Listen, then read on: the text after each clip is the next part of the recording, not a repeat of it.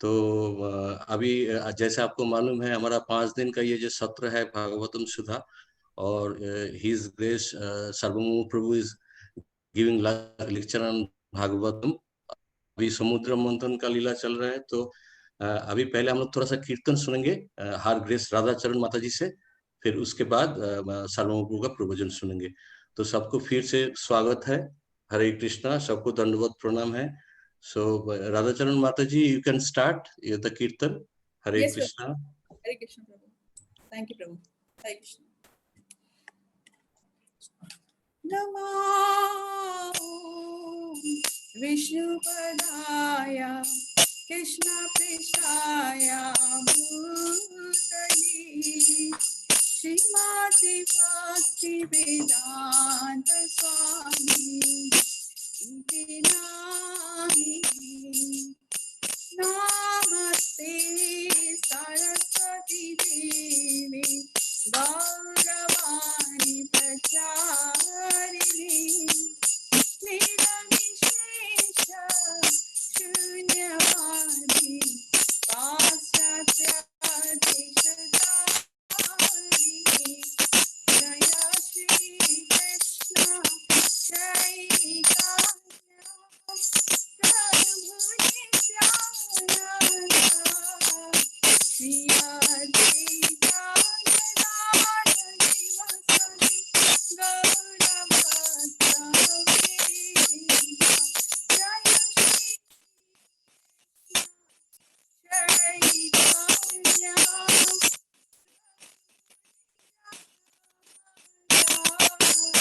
Shri Advaita Gadadhara Sivasadi Gauravata Vedanta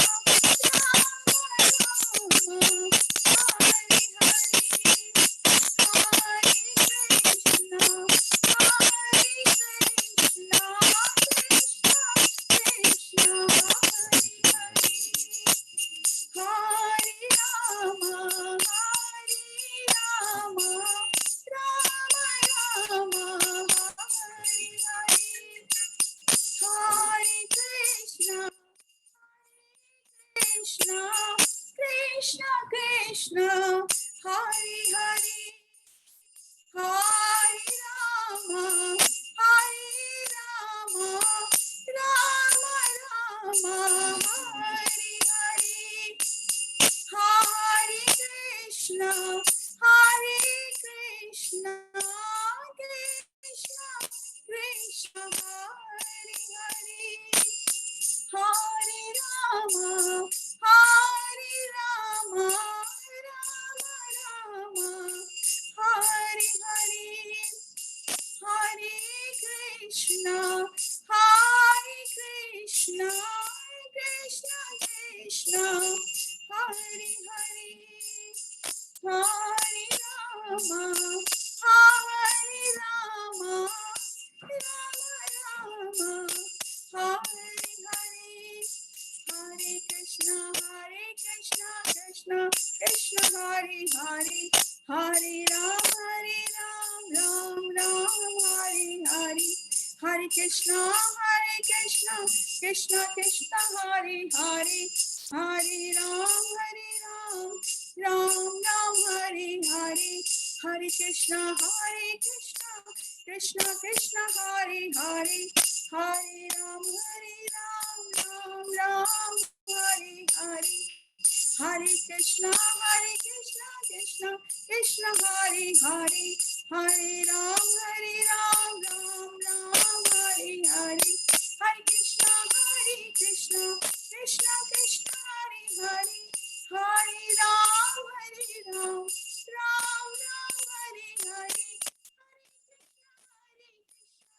Krishna Krishna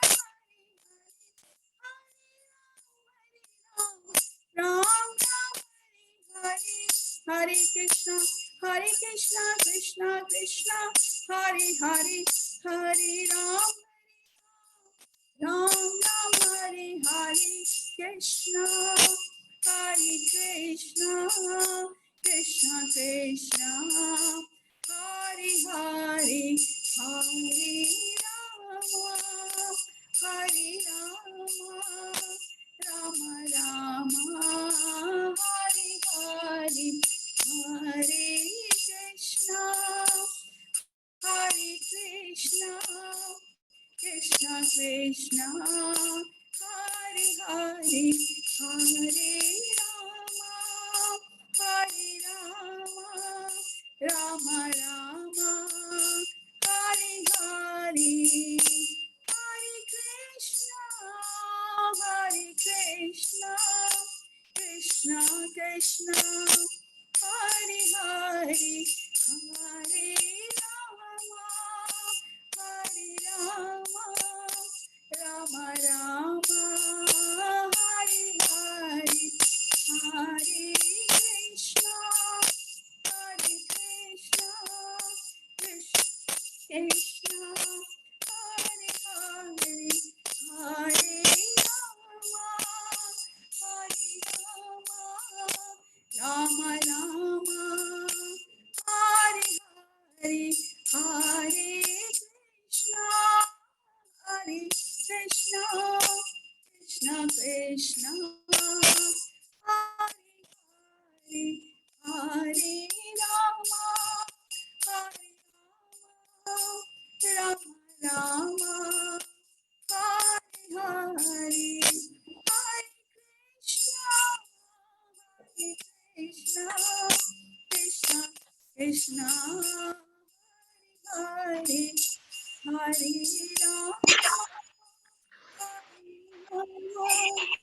Rama Rama Hare Hare Hare Krishna Krishna Krishna Hare Hare Hare Rama Rama Rama Hare Hare Hare Krishna Krishna Krishna Hare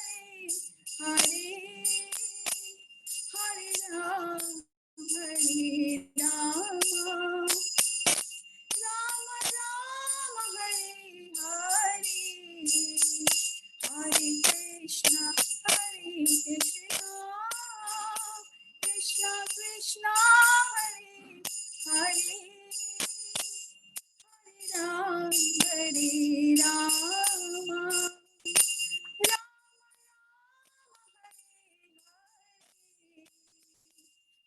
Krishna Krishna Hare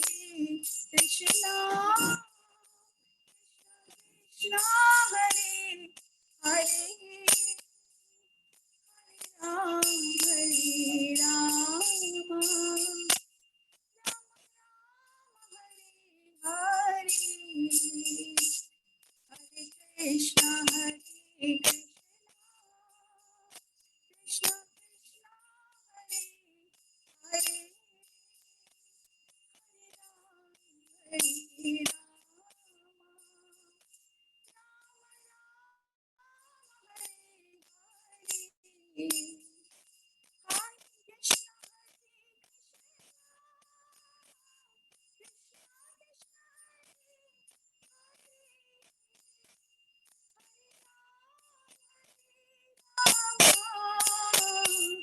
Rama Rama Hare Hare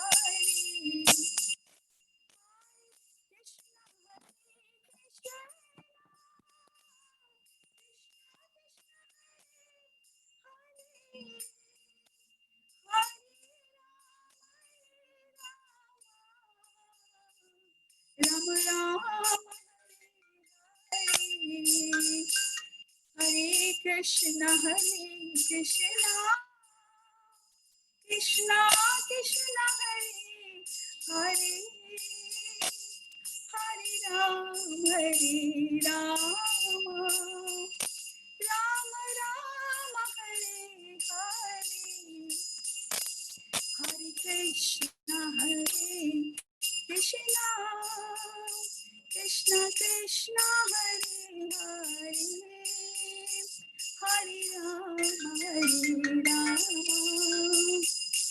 Rama Rama Hare Hare Jaya Radha Shyam Sundar Radha Shyam Sundarani Jaya Gauranitai Gauranitai Gauranitai Jaya Gauranitai Jaya Jaya Prabhupada Prabhupada Prabhupada Jaya Jaya Prabhupada Jaya Jaya Gurudev Gurudev Gurudev Jaya Jaya Gurudev Gurudev Gurudev Gurudev Hare Krishna. Hare Krishna. Hare Krishna, Prabhuji and Mataji. Thank you so much, Mataji, for nice kirtan. And now we have with us our Pranam His Grace Sarvabhauma Prabhu. And Sarvabhauma Prabhu से हम लोग भागवतम का मधुर प्रवचन सुनेंगे. लेकिन उसके पहले हम लोग बहुत प्रेम से एक बार हरे कृष्ण महामंत्र करके and devotee all are requested to show their video so then Prabhuji can see us welcoming him. Hare Krishna, Hare Krishna, Krishna Krishna, Hare Hare, Hare Rama, Rama Rama, Hare Hare. Prabhuji, over to you. You can start the program. Thank you so much, Prabhu, for giving your time. Hare Krishna. Hare Bol. Dhanyavad.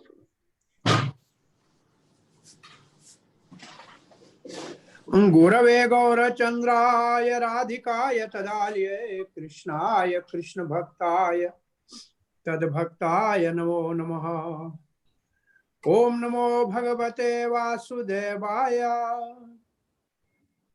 Om Namo Bhagavate Vasudevaya Om Namo Bhagavate Vasudevaya Narayanam Namaskrityam Naram Chaiva Narottamam Devim Saraswatim Vyasam Tato Jayam Mudire Nashta Prayeshu Bhadreshu Nityam Bhagavat Sevaya Bhagavati Uttama Shlokir Bhaktir Bhavati Naishtaki Krishnaya Vasudevaya Devaki Nandanaya Cha Nanda Gopa Kumaraya Govindaya Namo Namaha Jai Shri Krishna Chaitanya Prabhu Nityananda Shri Advaita Gadadhara Shivasadi Gaura Bhakta Vrinda Hare Krishna Krishna Krishna Hare Hare Hare Ram Ram Ram Hare Hare Hare Krishna प्रिय अवतारी देश भक्तवृंद आप सबका आज तीसरे दिन के श्रीमद् भागवत के 8वें स्कंद के सारांश का सत्संग है उसमें आपका स्वागत है हार्दिक स्वयं स्मृति कृष्ण प्रभु और बहुरूपा प्रभु और उनके सारी यात्रा और जो भाग्यशाली और भी श्रवण कर रहे हैं उन सबका हार्दिक स्वागत करते हैं। कल हमने 8वें स्कंद श्रीमद् भागवत मनवंतरों के अंतर्गत क्षीर सागर के मंथन के प्रसंग का श्रवण किया। क्षीर सागर के मंथन ये हमारा एक प्रकार का साधन है। कल कोई भक्त एक प्रश्न पूछ रहा था अंतिम समय में जब नेट के कारण से संपर्क टूट गया था। इस प्रसंग से हमारे को शिक्षा ये लेनी है कि ये मंथन हमारा जीवन का भक्ति का साधन है। इसके अंदर बहुत सी चीजें हमारे को प्राप्त होंगी, मान मिलेगा, सम्मान मिलेगा, पद मिलेगा, प्रतिष्ठा मिलेगा, धन मिलेगा, परंतु इन सबको पकड़ने के इनको किसी को पकड़ना नहीं है, सबको नमस्कार करना है। जब तक कृष्ण प्रेम जो असली अमृत है, कथा अमृत, नाम अमृत, भगवत प्रसाद अमृत, ये जो अमृत है वो जब तक प्राप्त न हो तब तक हमारा साधन चलता रहना चाहिए, और इसके लिए हमेशा भगवान और भगवान के भक्तों का शरणागत होना चाहिए, तब हम अपनी सफलता हो सकती है। तो समुद्र मंथन के प्रारंभ में इंद्र जैसे देवता से एक दुर्वासा ऋषि जैसे महात्मा का दिए हुए फूल माला के हार का अपमान हो गया, और उसकी सारी संपत्ति, धन, वैभव, श्री समाप्त हो गई। ब्रह्मा जी के साथ देवताओं ने जाके भगवान विष्णु को प्रार्थना की। भगवान विष्णु ने उनको देवताओं के साथ संधि करके क्षीर सागर के मंथन का प्रेरणा दिया, और क्षीर सागर मंथन के लिए मंदराचल प्रेरणा भगवान अजीत ने दी, जो मनवंतर अवतार थे। मंदराचल पर्वत को लाड़ के समुद्र क्षीर सागर में रखने का कार्य भगवान ने किया। कच्छप अवतार धारण करके अपनी पीठ के ऊपर धारण किया। असुरों में रजोगुण की प्रवृत्ति से, देवताओं में सतोगुण की प्रवृत्ति से, वासुकी में तमोगुण की प्रवृत्ति से भगवान प्रवेश करके उनको शक्ति दिया। फिर ऊपर से जब पर्वत हिलने लगा तो 1000 हाथों का रूप धारण करके भगवान ने उसको धारण किया। और जब भगवान साक्षात स्वयं शाम रूप में प्रकट होके मंथन करने में सहायता करने लगे, तो उस मंथन से पहले कालकूट विष निकला, जिसको भगवान शंकर ने पान किया और नीलकंठ नाम हो गया। और विष के अतिरिक्त और 13 रत्न और निकले, जिनका कल हमने श्रवण किया। उसमें एक चंद्रमा था, 12 तो आपने गिने थे, और एक विष और एक चंद्रमा। उसमें से लक्ष्मी ने तो स्वयंवर में भगवान विष्णु को वर्ण किया। और अमृत का कलश लेके जब धन्वंतरी निकले तो धन्वंतरी के हाथ से अमृत का कलश देवताओं ने छीन लिया और आपस में लड़ने लगे। वो कहता है मैं पीऊंगा, वो कहता है मैं पीऊंगा।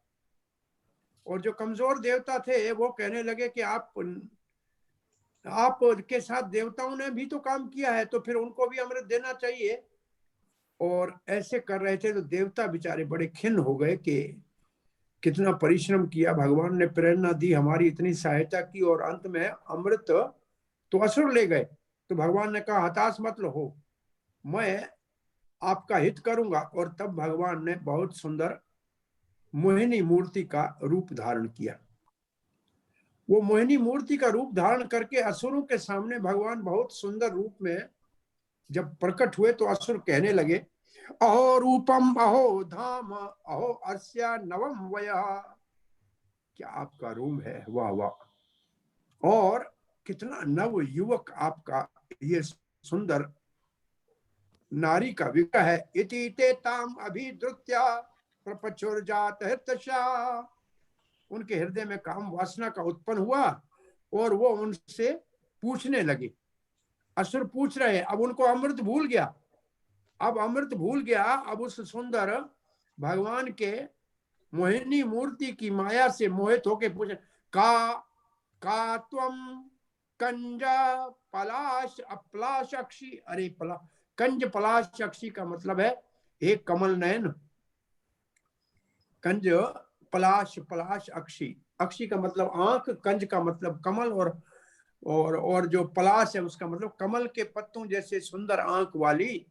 कुतो वा किम चिकीर्षया, किसका कहां से आई हो, आप कहां से आई हो और आपके आने का उद्देश्य क्या है। कस्यासी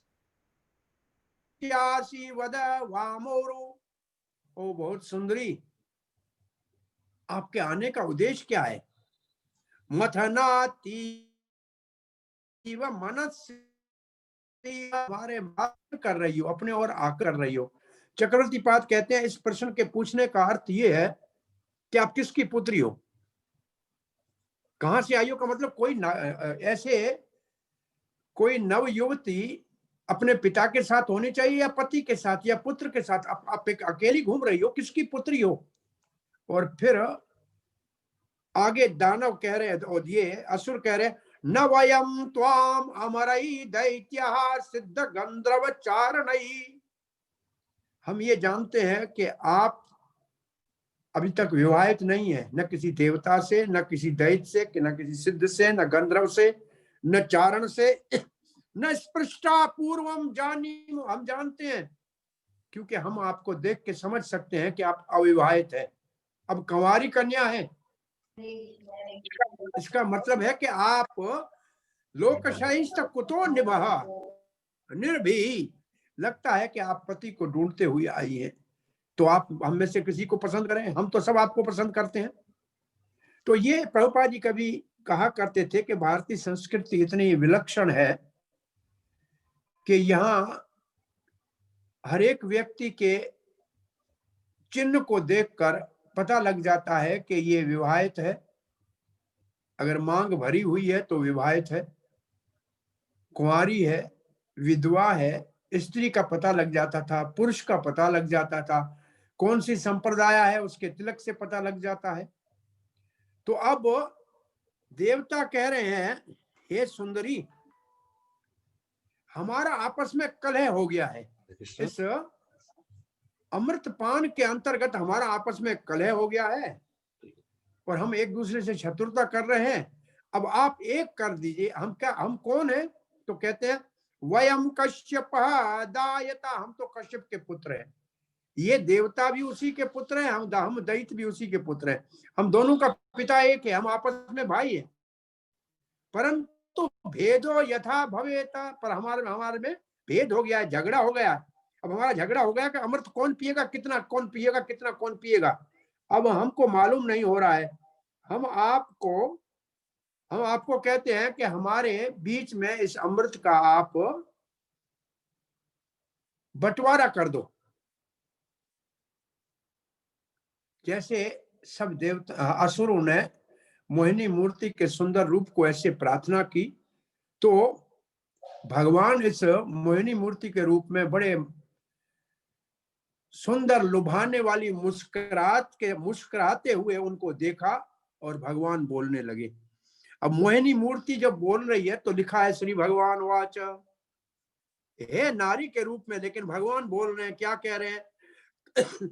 कथम कश्यपादाय पुंश्चल्या मयि संगता, इतने बड़े ऋषि कश्यप के पुत्र हो, इतने बड़े ऋषि कश्यप के पुत्र हो, और फिर भी एक स्त्री जो अकेली घूम रही है, पुंश्चली का मतलब जिसका अता पता नहीं किसके साथ आई है, कहां जाएगी, उसके साथ संग करना चाहते। और विश्वासम पंडितो न जातु, पंडित को ऐसी अकेली घूमने वाली पुंश्चली का मतलब, पुंश कहते हैं पुरुष को, चली का मतलब कभी इसके साथ कभी उसके साथ। पुंश शब्द पुरुष के लिए है और चली का मतलब कभी इधर कभी उधर, किसी एक के साथ नहीं रहे, उसको कहते हैं पुंश्चली। तो उसके ऊपर विश्वास क्यों कर रहे हैं? और फिर कहते हैं कामनीषु न याति ही, और विशेष रूप से जो मन में कामना उत्पन्न करे, कामनी कहते हैं जो मन में कामना उत्पन्न करे, जो मन में काम की कामना उत्पन्न करे, उसके ऊपर तो विश्वास करना ही नहीं चाहिए। आप विश्वास क्यों कर रहे हैं? पंडित तो कभी विश्वास नहीं करते। बुद्धिमान आप कहते हैं कि हम बहुत बड़े कश्यप के पुत्र हैं, इतने बड़े कश्यप के पुत्र हैं भगवान, ऐसे हंसते हुए मजाक में ये बात कह रहे थे।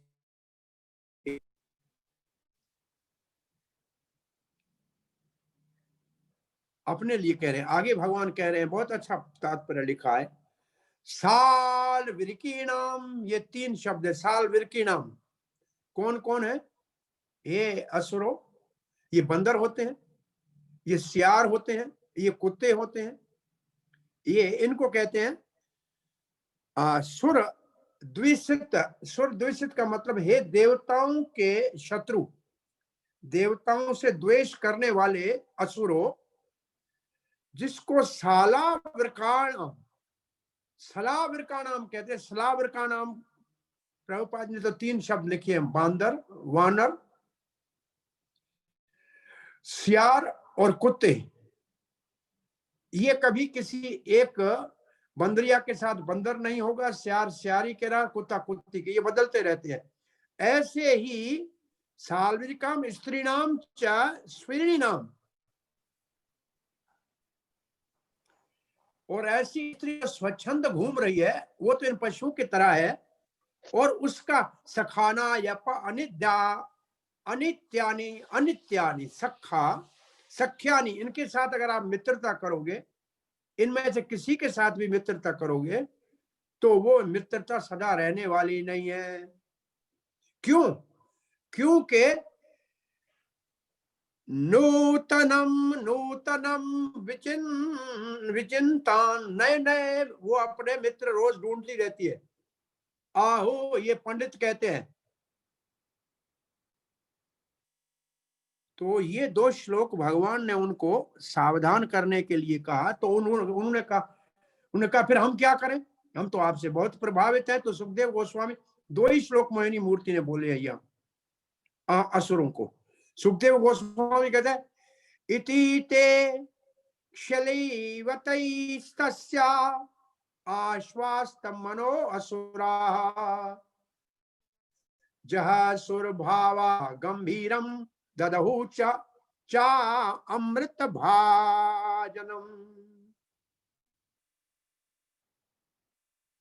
भगवान ने जब मुस्कुराते हुए ऐसे शब्द कहे जो लग रहे थे कि मजाक कर रहे हैं, परंतु भगवान तो सत्य कह रहे थे, तो ये जो असुर है बहुत गंभीरता से विचार करने लगे। वो बड़ा विचार क्या करने लगे, असुर बड़े जोर से हंसने लगे। असुरा जहासुर भाव गंभीराम, हा हा करके हंसने लगे और अपने हाथ से अमृत का कलश मोहिनी मूर्ति के हाथ में दे दिया। असुरों ने कलश दे दिया उनके हाथ में। भगवान ने उनको सच कहा, लेकिन हंसी मजाक में ऐसे कहा कि उनका मन मोहित हो गया और उन्होंने अमृत का कलश दे दिया। और फिर कहने लगे, भगवान ने कलश, और फिर भी वैसे ही मुस्कुराते हुए मजाक के भाव में, हंसी के भाव में, परंतु बहुत गंभीर बात की। क्या कहने लगे, आपने मुझे अमृत का कलश तो दे दिया है, अब विचार करके देखो, जो मैं निर्णय करूंगा और जिस जिसको मैं पिलाऊंगी वो चाहे कौन है। शब्द क्या लिखा है, साधवो असाधु वा। साधु असाधु मतलब मैं सही आदमी को पिलाऊं या गलत को पिलाऊं, आप इसके ऊपर फिर ऐतराज नहीं करेंगे। आपको कोई इसके ऊपर फिर कोई विभजे शुद्धाम इमाम, इस अमृत को का विभाजन मैं करूंगी, साधु को दूं या असाधु को दूं, कृतम मया नो मेरे बंटवारे के ऊपर आप में से कोई भी ऐतराज नहीं करेगा। मैं किसको पहले दूंगी, कैसे दूंगी, इसके ऊपर आपको कुछ नहीं। मोहिनी मूर्ति के ये शब्द सुनकर और असुरों के जो बड़े बड़े नेता थे वो मूर्ख थे। उन्होंने कहा ठीक है, जो आप कहेंगे हमको स्वीकार है, जैसे आप बांटे वैसे बांटिए। अब अमृत बांटने का जब समय आया तो मोहिनी मूर्ति ने कहा, देखो ये समुद्र मंथन के करते करते वासुकी के मुख के विष से आपका शरीर सारा काला हो गया है, और ये अमृत पान से पहले कम से कम पहले उपवास करो, पवित्र नदी में स्नान करो, कुछ दान करो, और फिर हर एक पंक्ति बना के बैठ जाए, नए वस्त्र आभूषण पहनो, क्योंकि पुण्य कार्य करने से पहले पवित्र होना चाहिए। पवित्र होने के बाद उदारता से हृदय पवित्र करने से के लिए दान देना चाहिए। और फिर आप सब लोग पूर्व की तरह मुख करके और कुश के घास के आसन के ऊपर बैठ जाओ। अमृत पान करने से पहले पहले आप ऐसे, अमृत पीना है तो अपने आप को पवित्र करो, शुद्ध करो। और ये सब स्नान करने के लिए चले गए। स्नान करके सब पंक्ति बंद बैठ गए, और जब ये बैठ गए तो फिर मोहिनी मूर्ति ने बहुत बड़े सुंदर अपनी साड़ी को हिलाते हुए और साड़ी को थोड़ा सा छाती से नीचे करते हुए असुरों के पास जाके लुभाते हुए कहा, देखो ये देवता जो है लालची है, इनको मैं थोड़ा पिला के फिर आपसे तो मैं, आप तो मुझसे प्रेम करते हैं, आपको तो मैं पूरे का पूरा पिला दूंगी। देवताओं को थोड़ा दूर बिठाया और मोहिनी मूर्ति इस तरीके से सुंदरता से उनको मोहित करती हुई और देवताओं की ओर चली गई। ताम श्री सखिम कनक कुंडल चारु कर्ण। अब भगवान का ये जो सुंदर रूप है उसका वर्णन कर रहे हैं। तथा श्री सिखिम तमसा श्री सिखिम लक्ष्मी कैसी लग रही थी। बात यह करते हैं, इसका इस श्लोक का भाव ये है कि भगवान जब नारी का रूप धारण करते हैं तो लक्ष्मी से ज्यादा लुभावने हो जाते हैं। अब लक्ष्मी से भी ज्यादा लुभावने हो गए। कनक कुंडल चारु कर्ण, कानों में बहुत सुंदर कुंडल है, बहुत मुख है। नासा कपोल वदनान पर देवताख्याम, कपोल है, नासिका है, सब सुंदर है। और देवासुर विगलित स्तन पटकाना, दोनों तरफ ऐसे मुस्कुराती हुई जा रही है, सब आकर्षित हो गए हैं। अब भगवान मोहिनी मूर्ति के रूप में जब अमृत बांटने का कार्य कर रहे हैं तो क्या कहते हैं, असुरों को तो देना नहीं है। क्यों नहीं देना है? एक बहुत अच्छा श्लोक लिखा है प्रभुपाद ने, इसके ऊपर तात्पर्य भी लिखा है।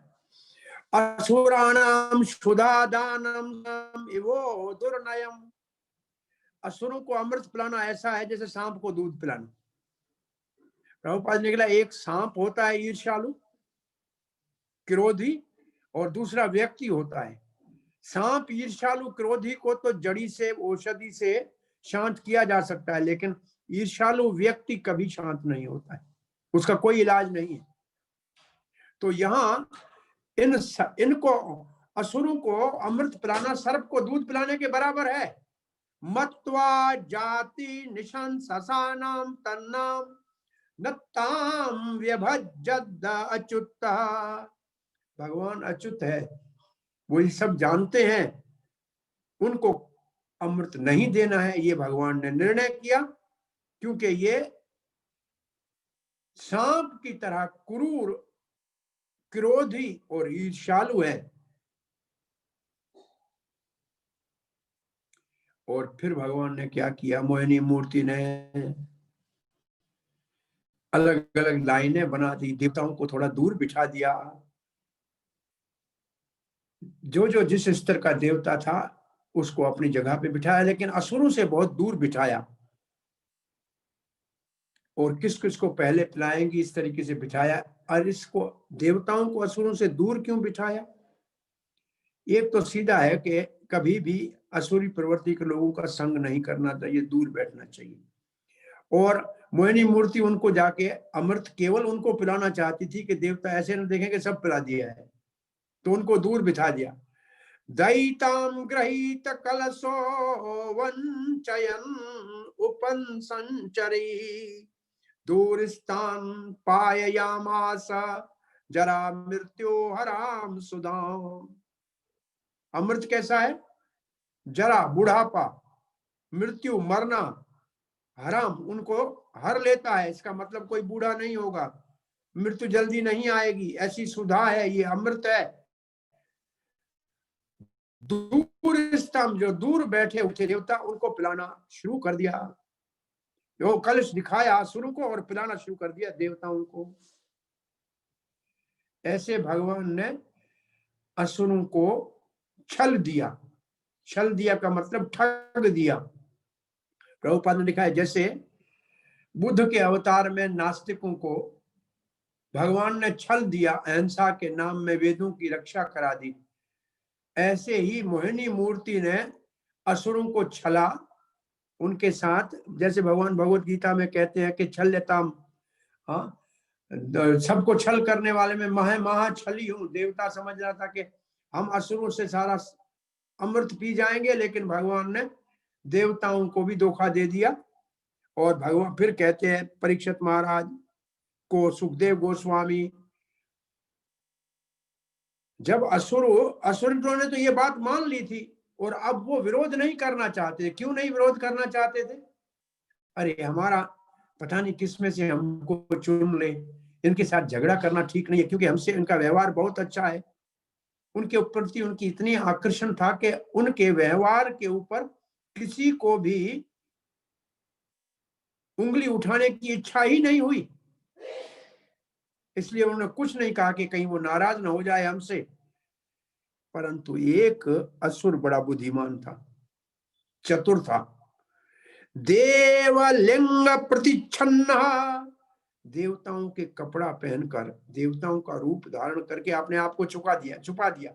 परिच्छन्न का मतलब छुपे रूप में, जैसे चैतन्य महाप्रभु कहते हैं परिच्छन्न अवतार है तो साक्षात श्री राधा कृष्ण का युगल स्वरूप, पर आते हैं भक्त के रूप में, राधा भाव से गौरंगा। तो एक देव का छिदम रूप का मतलब उसका बाहर का रूप धारण करके स्वर भानो देव संसदी, देव सुर भानु, भानु कहते हैं सूर्य को, चंद्रमा और सूर्य का देव, इन देवताओं का जो शत्रु है, इन दोनों को जो ग्रहण लगाता है राहु। प्रविष्ट सोमम अपिच, सोम का मतलब चंद्रमा और भानु का मतलब सूर्य, इन दोनों का जो शत्रु है, इन दोनों को ग्रह से ग्रहण करता है, लगाता है। वो कहाँ आया?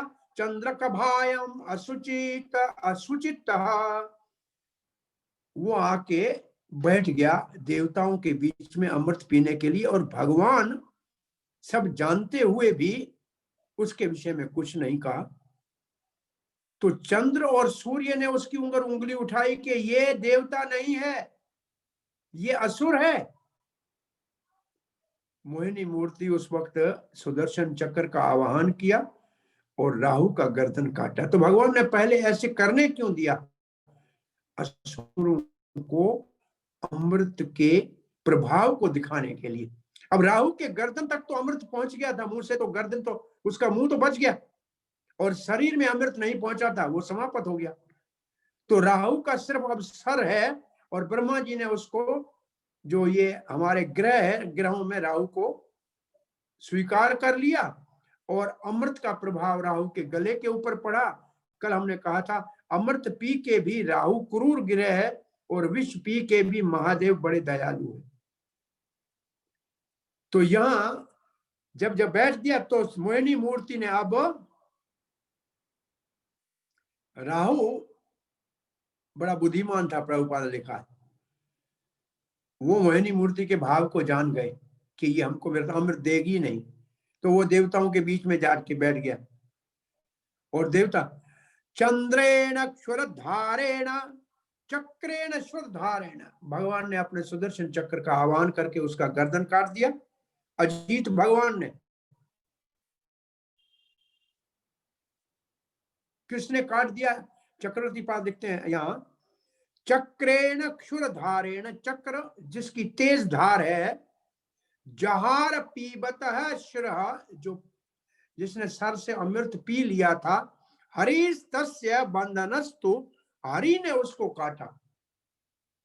तो ये भाव लिखते हैं, अजीत भगवान ने उसका गर्दन काट लिया।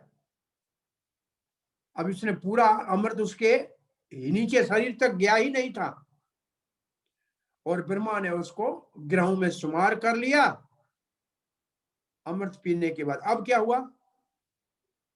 जब देवताओं को पूर्ण अमृत पिला दिया मोहिनी मूर्ति ने, पीत प्राय अमृत देवई, देवों ने जब पूर्ण अमृत पी लिया, भगवान लोक भावन पश्यताम सुरेंद्राणाम स्वम रूपम जिग्रहे हरि।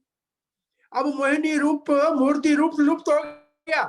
भगवान अपने स्वयं भगवान के रूप में, जैसे श्री विष्णु भगवान के रूप में प्रकट हो गए, और हाहाकार मच गया।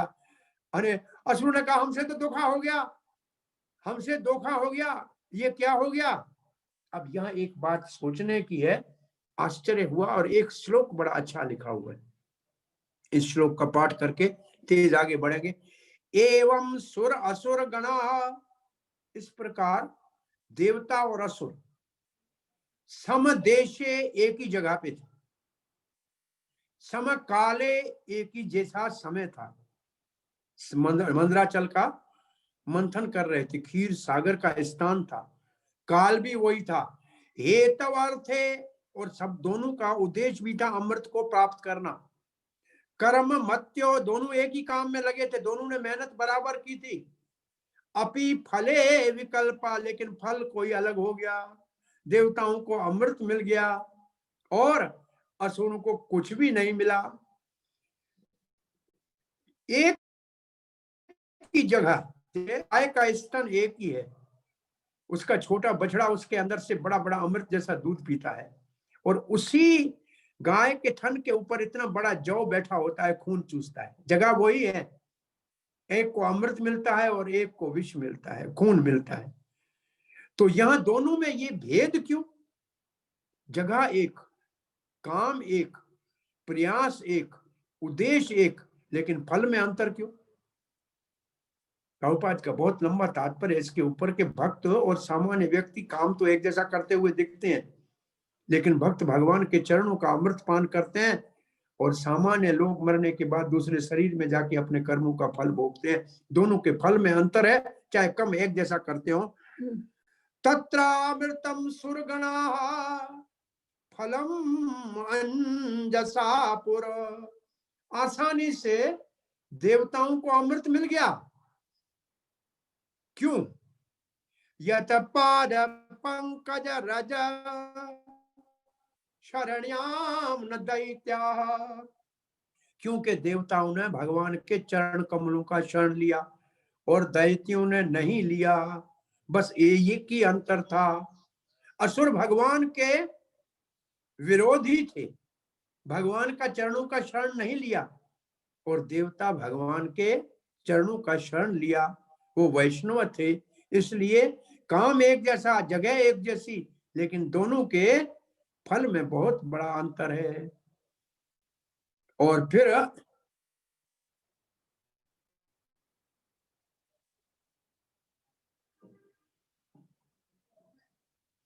एक बहुत बड़ा शिक्षा का श्लोक है।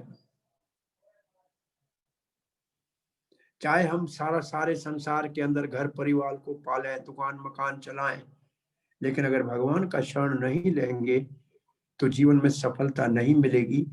और ऐसा ही श्लोक है जैसा 2 स्कंद में है, मूल निश्चयन्तम यत, जैसे मूल में जड़ में पानी डालेंगे तो पूरा वृक्ष हरा भरा होगा, ऐसे हमारा घर परिवार, मित्र, बंधु बांधव, कारोबार सब फूलेगा फलेगा। लेकिन अगर भगवान के चरणों का शरण लेंगे और उसकी भक्ति करेंगे तो ही जीवन में सफलता मिलेगी।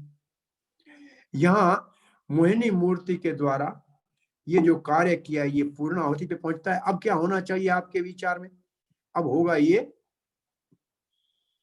कि मोहिनी मूर्ति ने असुरों को तो दे दिया धोखा, तो इसके बाद देव असुर बहुत बड़ा संग्राम हुआ। अब देवताओं और असुरों के बीच में बहुत बड़ा युद्ध छिड़ गया। बलि महाराज इंद्र के सामने खड़े हो गए आकर।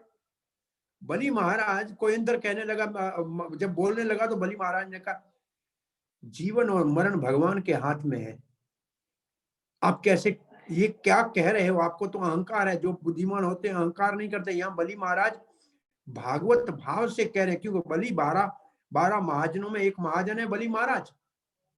और जब भयंकर युद्ध हुआ तो इंद्र को क्रोध आ गया। इंद्र ने अपने हाथ में जो वज्र था वो बलि महाराज की ओर फेंका। बलि महाराज गिर पड़े और उसके साथ उसका मित्र जो खड़ा था वो आगे लड़ने के लिए आया। नारद जी ने जब उस मित्र को गर्दन काट दिया अपने इंद्र ने, तो उस मित्र के और सखाओं को नारद जी ने कहा कि आपका मित्र मारा गया। नारद जी का काम था, आ गए, और उनको जब इंद्र मारने लगा तो उनमें एक असुर ऐसा पुलम्ब नाम का असुर है, उसको वज्र भी अंदर इंद्र ने वज्र चलाया, वज्र वापस आ गया, वो मरा नहीं। इंद्र को चिंता हो गई, वज्र आज तक निष्फल नहीं हुआ, इसको क्या हो गया, कैसे वापस आ गया? आकाशवाणी हुई इंद्र को दुखी देखकर कि ये न सूखे अस्तर से मरेगा न गीले से मरेगा। इंद्र ने विचार किया और उसने फिर एक, जैसे न गीला हो न सूखा हो, फोम का अस्तर। फोम का अस्तर का मतलब जो जो बुद्धबदे और झाग है उसका अस्त्र चलाया और उस असुर का वध किया। उसके बाद थोड़ी देर के लिए देवता कमजोर पड़ गए। अमृत पीने के बाद भी क्यों? जिस भगवान ने अमृत पिलाया उसका तो कृतज्ञ धन्यवाद तो किया नहीं, तो देवताओं के ऊपर असुर भारी पड़ने लगे। देवताओं ने भगवान का आराधना किया, भगवान प्रकट हो गए और फिर भगवान उस युद्ध में भाग लेने लगे। और उस युद्ध के अंदर माली, सुमाली और ये बड़े बड़े वो काल, नेमी आदि राक्षसों को भगवान ने मारा। ऐसे लिखा है मारा। लेकिन जब ये बहुत बड़ा भारी युद्ध होने लगा, बलि महाराज तो मूर्छित होके मर ही चुके थे समझ लीजिए। तब ब्रह्मा जी ने कहा असुरों का वंश का विनाश हो रहा है, नारद आप जाके देवताओं को समझाओ और उनको बोलो युद्ध बंद कर दें। तो नारद जी वहां आए हैं और नारद जी ने आते ही कहा कि देवताओं, आपको भगवान ने कृपा करके अमृत पिला दिया।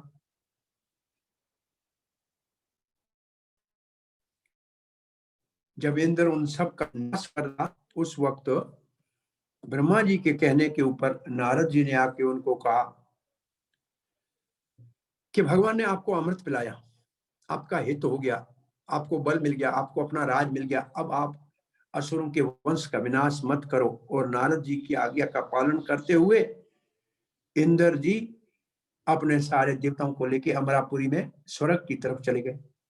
और दूसरे तरफ असुरों का क्या होता है, ये सारे असुर जो मर ही चुके थे, प्राय बलि महाराज बहुत मूर्छित हो चुका था, उनको उनके सारे साथी उठा के ले गए। कहाँ ले गए? शुक्राचार्य के पास। भृगुवंशी शुक्राचार्य भृगुवंशी है, उसके पास ले गए और शुक्राचार्य के पास मृत संजीवनी विद्या है, मरे हुए को जीवित कर सकते हैं। तो शुक्राचार्य ने उस वक्त बलि महाराज को तो जीवित किया, केवल बलि महाराज को नहीं जीवित किया, जिन जिन असुरों के धड़, सर आदि अभी तक पड़े थे, जो सर और धड़ आदि बिल्कुल नाश नहीं हुए थे, उन सबको जीवित कर दिया। तो ये कालनेमी वापस जीवित हो गया। तब यही तो कालनेमी कंस होके भगवान श्री कृष्ण के हाथों दोबारा इसका उद्धार हुआ है। तो यहाँ जब ये सब वहां चले गए और उन सबको बलि महाराज आदि को जीवित कर दिया, तो दूसरी तरफ एक अध्याय बीच में 12वां आता है, मोहिनी मूर्ति भगवान शंकर को कैसे विमोहित करती है। इस अध्याय का पाठ करने के बाद बलि महाराज को शुक्राचार्य क्या कराएंगे, विश्वजीत यज्ञ कराएंगे और बलि महाराज कैसे स्वर्ग के ऊपर आक्रमण करेगा, उसका आज श्रवण करेंगे। और कल फिर वामन देव के अवतार का वर्णन और बलि चरित्र का 2 दिन और चलेगा ये सत्संग, तब ये अध्याय पूर्णाहुति पे पहुंचेगा। तो सुखदेव महाराज कहते हैं श्री बादरायण वाच ध्वजो निश्मयेदम, विश्व ध्वजो, भगवान श्री कृष्ण या विष्णु को कहते हैं गरुड़ ध्वज, और शंकर जी को कहते हैं वृषभ ध्वज। वृषभ ध्वजो, जिनकी ध्वजा के ऊपर वृषभ बैल का चिन्ह है, वृषभ ध्वजो। ऐसे अर्जुन को कहते हैं कपि ध्वज, अर्जुन के रथ के ऊपर जो ध्वज है उसके ऊपर हनुमान जी का चिन्ह है, कपि ध्वज अर्जुन का एक नाम है कपि ध्वज। वृष ध्वजो निश्मयदम योषित रूपेण दानवान। जब सुना महादेव शंकर ने कि भगवान ने मोहिनी रूप धारण करके और दैत्यों को मोहित कर दिया, योषित स्त्री रूपेण, रूप से, दानवान, जो दानु का मतलब होता है दानु के पुत्र दानव, दिति के पुत्र दैत्य, आदित्य पुत्र आदित्य, जैसे कुंती अर्जुन को, तो दानु के पुत्रों को, ये दानु ये दानु, दिति, आदिति, ये बहुत सारी हैं। तो दानु के पुत्रों को मोहित्वा सुरगणान, देवताओं को तो मोहित किया नहीं, असुर मोहित हुए, देवता मोहित नहीं हुए। तो हरि सोमम अपायत, देवताओं को तो भगवान ने अमृत पिलाया, वो तो मोहित हुए नहीं है। वृषमारोह, अपने नंदी के ऊपर आरूढ़ हुए, वृषभ वो अपने बैल के ऊपर आरूढ़ हुए। गिरीश, गिरी का ईश, गिरी का कहते हैं पर्वत, पर्वतों का स्वामी है। कभी कभी हंसी में कहते हैं पार्वती किसकी पुत्री है? हिमालय की। तो गिरी, उसका नाम है गिरिजा। गिरिजा का मतलब गिरी की पुत्री, जा का मतलब जन्म, वो है गिरिजा। और भगवान कौन है? गिरीश। तो कहाँ रहते हैं शंकर जी? बोला ससुराल में रह रहे हैं, जहां से पुत्री प्राप्त की वहीं पड़े हुए हैं। बोला लक्ष्मी कहाँ से प्राप्त हुई? बोला क्षीर सागर से। विष्णु जी कहाँ सोए हुए हैं? बोला क्षीर सागर में। बोला वही भी तो ससुराल में विश्राम कर रहे हैं। तो फिर सभी को ससुराल में बड़ा सुख मिलता है। ये भगवान के लिए कभी कभी ऐसे कहते हैं भाव से। और अब वृषभारोह ग्रीश सर्वभूत गणैर्वृत, अकेले नहीं, अपने सारे पार्षद भूत गणों को साथ लिया। सह देवया, अपने साथ दुर्गा अपनी भार्या पार्वती को भी लिया। ययो दृष्टुम, चले गए कहां? दर्शन करने के लिए। किसका? यथा आसते मधुसूदन, भगवान मधुसूदन के पास, भगवान के धाम में ही उनका दर्शन करने चले गए। अब शंकर जी के मन में आया, मोहित हुआ। देवता तो मोहित हुए नहीं, ये भगवान के मैंने सारे अवतार, कहेंगे कि मैंने आपके सारे अवतार देखे हैं। चक्रवर्ती पाद लिखते हैं 12वें अध्याय के अंदर भगवान शंकर की बुद्धि में ये कह आया कि देवता मोहित नहीं हुए, असुर मोहित हो गए, तो मैं जाके उसको देखूं। अरे असुर इसलिए मोहित हुए, वो तो मूर्ख है। अपनी पत्नी के साथ भगवान मोहिनी मूर्ति के प्रभाव को, मोहिनी का नाम है मोहिन, मोहित करने वाली मूर्ति। भगवान वहां, भगवान शंकर जी मधुसूदन के पास आए। मैं समझता हूं आप में से किसी ने मोहिनी मूर्ति का कहीं मंदिर देखा नहीं होगा। कभी बद्रीनाथ जाते हुए रास्ते में जो समतल स्थल के ऊपर एक महानगर आता है, क्या कहते हैं, जैसा श्रीनगर, श्रीनगर में एक मोहिनी मूर्ति का मंदिर है। वह मोहिनी मूर्ति का मंदिर है गंगा जी के तट के ऊपर। एक बार हम रात रुके थे तो मोहिनी मूर्ति का वहां दर्शन जिस दिन करने गए, उस दिन हमारे एक भक्त हमारे साथ गए नहीं, उसके घर में बालकी का जन्म हुआ। हमने कहा मोहिनी मूर्ति का दर्शन कर रहे, उसने वो लड़की का नाम मोहिनी मूर्ति रख दिया। तो ये मोहिनी मूर्ति का एक ही मंदिर हमने देखा है अभी तक।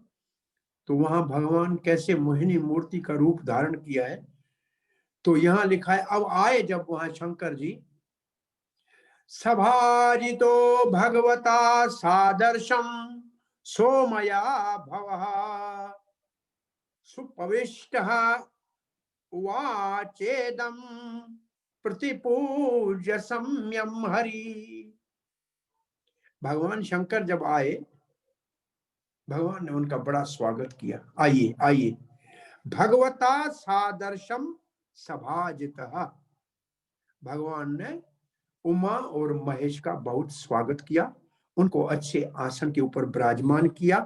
उसके बाद भगवान शंकर ने हरि की पूजा की और फिर प्रार्थना की।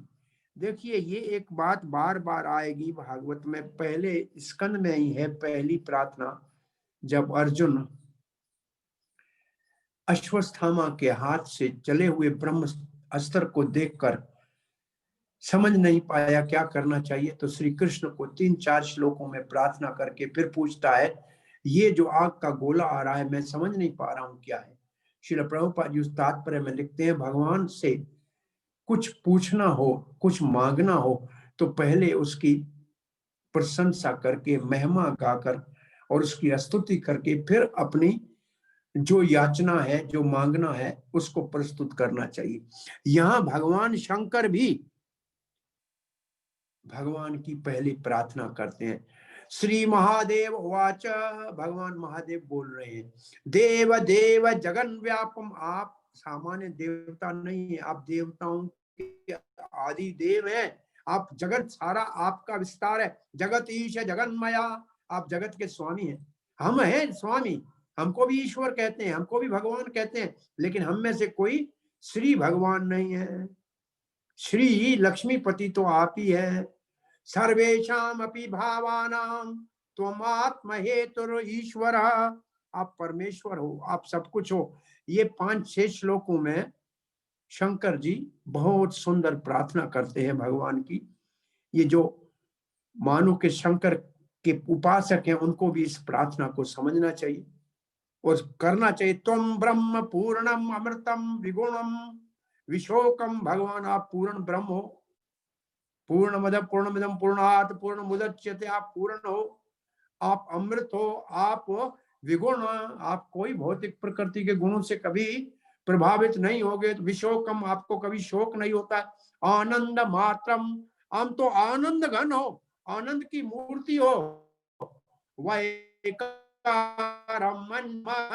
विश्वस्य हेतु उद्य स्थिति, इस संसार की सृष्टि करके पालन करते संहार करते हम सब आपकी ही विभू अवतार हैं, गुणों के अवतार हैं।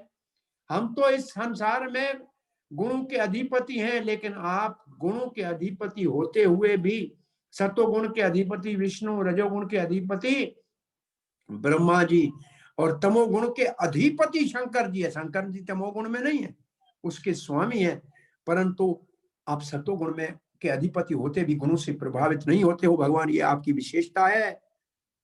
और एकस्त्वम एव सद असद द्वयम अद्वयम च, आप तो कार्य और कारण से ऊपर है, सबके आदि कारण है। आप एक दो नहीं, आप अकेले हैं, आपके अलावा और कोई दूसरा आपके समान नहीं है। स्वर्णम कृतां कृतम एव न वस्तु भेद, स्वर्ण सोने के, कृता अकृत ये वस्तु न भेद, उसमें कोई भेद नहीं होता है, कैसे भी हो, आपका कोई भी अवतार हो, किसी भी अवतार में आप आओ, लेकिन आप असली सच्चिदानंद हो।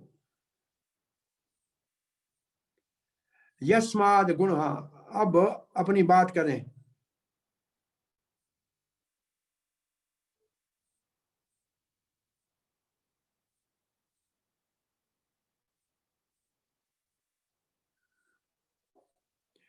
अब एक बात कह रहे, ये सुन लेते हैं। कहते हैं ना अहम, मैं नहीं, प्रायोर ऋष्य हो पर आयु, जिसकी आयु बहुत ज्यादा है। ब्रह्मा जी, कितनी ब्रह्मा जी की आयु है? ब्रह्मा जी के एक दिन की बात कर रहे हैं, एक कल्प है, उसमें 14 मनु है। और ऐसे ऐसे ब्रह्मा जी के 7 दिन का सप्ताह, 30 दिन का महीना, 12 महीने का साल और 100 साल तक ब्रह्मा जी जीते हैं, इसलिए उसको कहते हैं पर आयु, जिसकी आयु बहुत ज्यादा है। फिर भी 100 साल पूरे होने के बाद ब्रह्मा जी को अपना पद छोड़ना पड़ता है। ना हम प्रायो ना, वो ऋषि सारे, मरची मुख्य रूप से मृची ऋषि, मरीची ऋषि और जारे गौतम अत्रि आदि सारे ऋषि, मैं ब्रह्मा जनमानि यदा विचरतम खलो सत्व सर्गा, हम सारे सतोगुण में स्थित हैं। बड़े महान, बड़े बड़े बड़े दिग्गज देवता और ऋषि हैं, आपको जान नहीं सकते। यनमाया मुषित चेतस ईश दैत्य, हम इतने भगवान आपके प्रिय हैं, फिर भी आपको जान नहीं सकते पूर्ण रूप से, आपकी माया अद्भुत है। मर्त्याद्य किमुत, अरे ये संसार के मूर्ख लोग आपको कैसे जानेंगे? जो जन्म मृत्यु के चक्कर में भटक रहेंगे, आपको कहां से जान सकते? उत सश्वद अभद्रवृत्ता अभर्दवृत्ता, ये कैसे शश्वत अभर्दवृत्ता, इनका तो हमेशा अभद्र वृत्तियां हैं, वो आपको कैसे जान सकते? हम सतोवृत्ति में है, फिर भी नहीं जान सकते भगवान को। पंचरात्रा में विश्वनाथ चक्रवर्ती कहते हैं, भगवान को जानने के लिए लिखा है, पंचरात्रस्य कृष्णस्य वक्ता तु भगवान स्वयं, भगवान स्वयं पंचरात्र का वक्ता है। ये पंचरात्र 5 रातों में भगवान नारायण ने बद्रिक आश्रम में नारद जी को उपदेश दिया था। तुभ्यं च नारद भृशं भगवान विवर्धा भावे न साधु परितुष्टत्वा च योगम ज्ञातुम च भागवतम आत्म तत्व दीपम तद वासुदेव शरणम विदो अंजसैव। भगवान कहते हैं, हे नारद, भगवान आपके प्रेम से बड़े प्रसन्न हो गए हैं और भक्ति का आपको उपदेश दे रहे हैं, और ये जीव का सारा अज्ञान नाश कर देगा और शुद्ध भक्ति से भगवान को प्राप्त किया जाएगा। ये दूसरे स्कंद भागवत के 7वें अध्याय का श्लोक है। अब अपनी बात कहते हैं।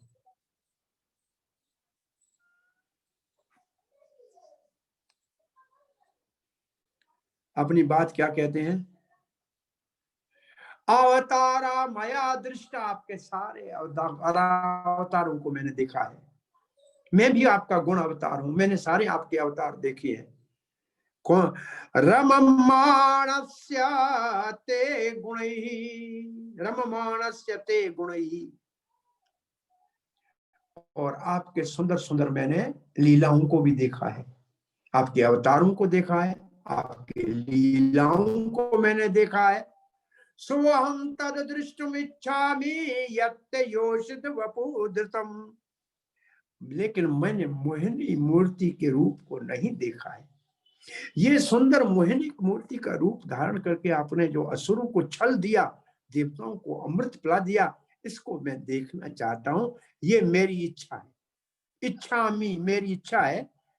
देखो, ये भगवान से पूछने का विधि है। पहले बहुत सुंदर भगवान के गुणों की लीलाओं का प्रार्थना किया है, फिर कहते हैं आपका ये रूप देखना चाहते हैं। और आगे कहते हैं, ये न मोहितो दैत्या, ये न सम्मोहिता दैत्या, जिसके द्वारा ये बड़े बड़े दैत्य, ये बलि महाराज, ये निमिची और ये कालनेमी, ये माल्यवान, सुमाली, ये सब मोहित हो गए। पायिताश्चामृत सुरा, और आपने अमृत देवताओं को पिला दिया। तद ददृक्षुः आयातः, उसको देखने के लिए तो मैं यहाँ आया हूं, हम इसको देखने के लिए यहाँ आया हूं। परम कौतूहलम ही, बड़े आश्चर्य है, बड़े कौतूहलम, परम कौतूहलम, पर बड़ी मुझे बहुत इच्छा है इस रूप को देखने की, इसके लिए मैं आया हूं। अब सुखदेव महाराज कह रहे हैं क्या हुआ उसके बाद। एवं, इस प्रकार अभी प्रार्थितो विष्णु हो, जैसे विष्णु की ऐसे प्रार्थना की शंकर जी ने। भगवान शूल पाणिना, अब भगवान, अब यहाँ 3 नाम आप समझ लीजिए। श्री कृष्ण को कहते हैं चक्र पाणी, उनके हाथ में होता है सुदर्शन चक्र। राम जी को कहते हैं सारंग पाणी, सारंग का मतलब धनुष। ऐसे शंकर जी को कहते हैं शूल पाणी, जिनके हाथ में त्रिशूल होता है। और हम सबको कहते हैं पानी ग्रहण किया, मना जो गिरस्ती है उसने पत्नी का हाथ पकड़ लिया। हमारे हाथ में है पत्नी का हाथ, भगवान के हाथ में है सुदर्शन चक्र, धनुष या त्रिशूल। एवं अभ्यर्थितो, जैसे भगवान प्रार्थना की, विष्णु हो भगवान शूल पाणिना, शूल पाणी भगवान शंकर ने भगवान विष्णु को ऐसे प्रार्थना की।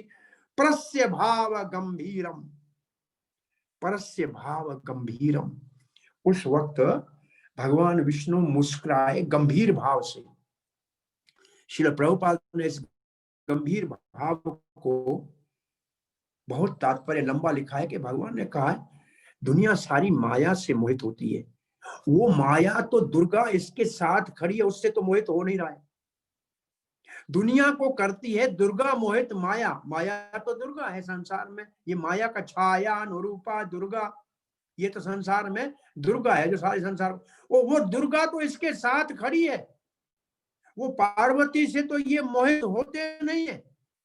कामदेव ने पार्वती के साथ इसको विचलित करने का प्रयास किया, तो फिर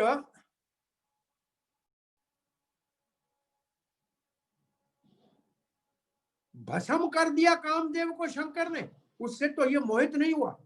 तो भगवान ने कहा कैसा रूप धारण करना चाहिए जिससे शंकर मोहित हो जाए, ये देखने आए हैं। तो भगवान गंभीर भाव से मुस्कुराए कि इनको मोहित तो करना है, ये तो माया से मोहित नहीं होते हैं, तो ये मेरी भगवती माया से ही मोहित होंगे। तो भगवान ऐसे ग्रीशम, ग्रीश भगवान शंकर को प्रत्यो अभाषत, भगवान ऐसे बोलने लगे। भगवान मुस्कुराए,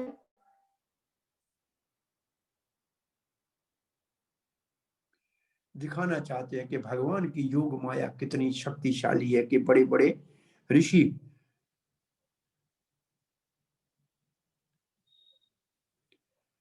भगवान अब क्या कह रहे हैं। श्री भगवान वाच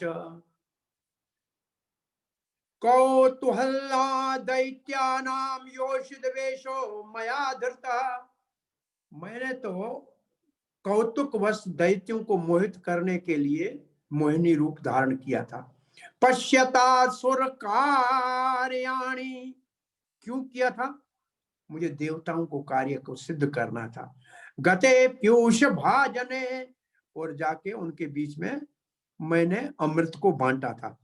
भगवान ने कहा क्योंकि असुर अमृत का कलश उठा के भाग गए थे, तो मैंने मोहिनी मूर्ति का रूप धारण करके असुरों को मोहित कर दिया, क्योंकि देवताओं का कार्य कराना था, उन्हीं को मुझे अमृत पिलाना था। तत्ते हम दर्शयामि दृश्य हो सुर सताम, वो रूप मैं आपको दिखाता हूं। हे सुर सताम, देखो एक होता है मुनि सताम, ये है सुखदेव महाराज का संबोधन। परीक्षित कहते हैं मुनि सताम, और परीक्षित महाराज को सुखदेव कहते हैं ऋषि सताम, और राज ऋषि सताम, राज ऋषि में श्रेष्ठ। और यहाँ भगवान श्री विष्णु कह रहे हैं किसको, शंकर जी को, सुर सताम, ये देवताओं में सर्वश्रेष्ठ। सताम वैसे भक्त को कहते हैं, सुर सताम, सुरों में सर्वश्रेष्ठ मेरे भक्त। सताम प्रसंगाम मम वीर्य संविदो, धुनोति सुहृद, सब भक्तों के मैल में धो लेता हूं। अरे शंभु तो परम वैष्णव है। हे सुर सताम, मैं अब आपको वो रूप दिखाने जा रहा हूं। कौन सा रूप, ते अहम दर्शयामि, कौन सा रूप, संकल्प प्रभव उद्यम, जिसके द्वारा आपके हृदय में भी काम का संकल्प जागृत हो जाएगा, आप भी विमोहित हो जाएंगे। आप वैसे विशेष तो उसके लिए नहीं कहते, कहते कौन सा कैसा रूप दिखाने जा रहा हूं, जिसके द्वारा संकल्प प्रभव उद्यत, किसके लिए, कामी नाम बहु मंतव्यम, जो बहुत सारे कामना जिसके हृदय में होती है, उनके मन में संकल्प उदय हो जाता है। क्योंकि आपकी इच्छा है, तो आप इच्छा करते हैं, इसलिए मैं दिखा रहा हूं।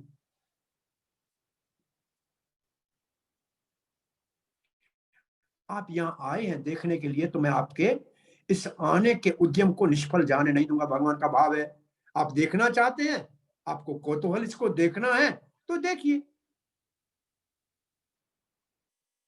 अब श्री सुखदेव महाराज कह रहे हैं, इति ब्रुवाणु भगवान तत्रैव अंतरधीयते, वहां भगवान उस सभा से जिसमें शंकर जी पार्वती के साथ अपने गणों के साथ खड़े थे, और भगवान विष्णु भी निश्चित रूप से कभी अकेले नहीं होते हैं, वो भी अपने पार्षदों के साथ खड़े थे, वहां से अंतर ध्यान हो गए, चुप गुम हो गए।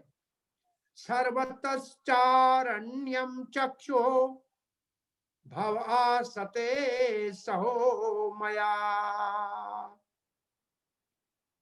स उमया, शंकर जी और उमा वहीं खड़े थे अपने पार्षदों के साथ। वो चारों ओर देखने लगे कि भगवान हमारे सामने खड़े थे, हमको कह रहे थे कि रूप दिखाएंगे, कहाँ चले गए।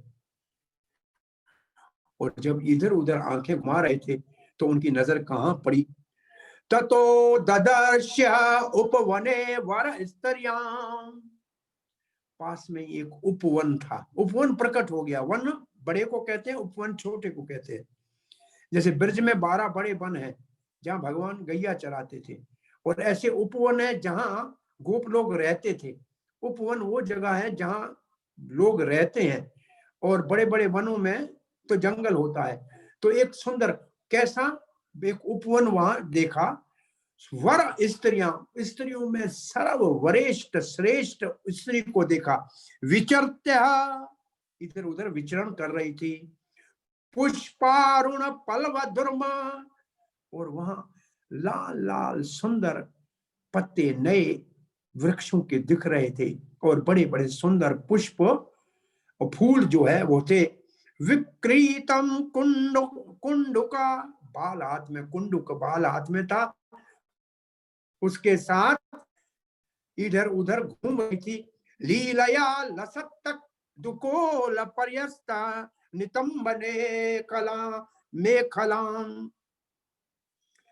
उनके कमर के ऊपर पट्टा बंधा हुआ था, और बड़े बड़े नितंब थे, और बाल से ऐसे आगे बाल को डाल के उसके साथ खेल रही थी, और बड़ी सुंदर थी।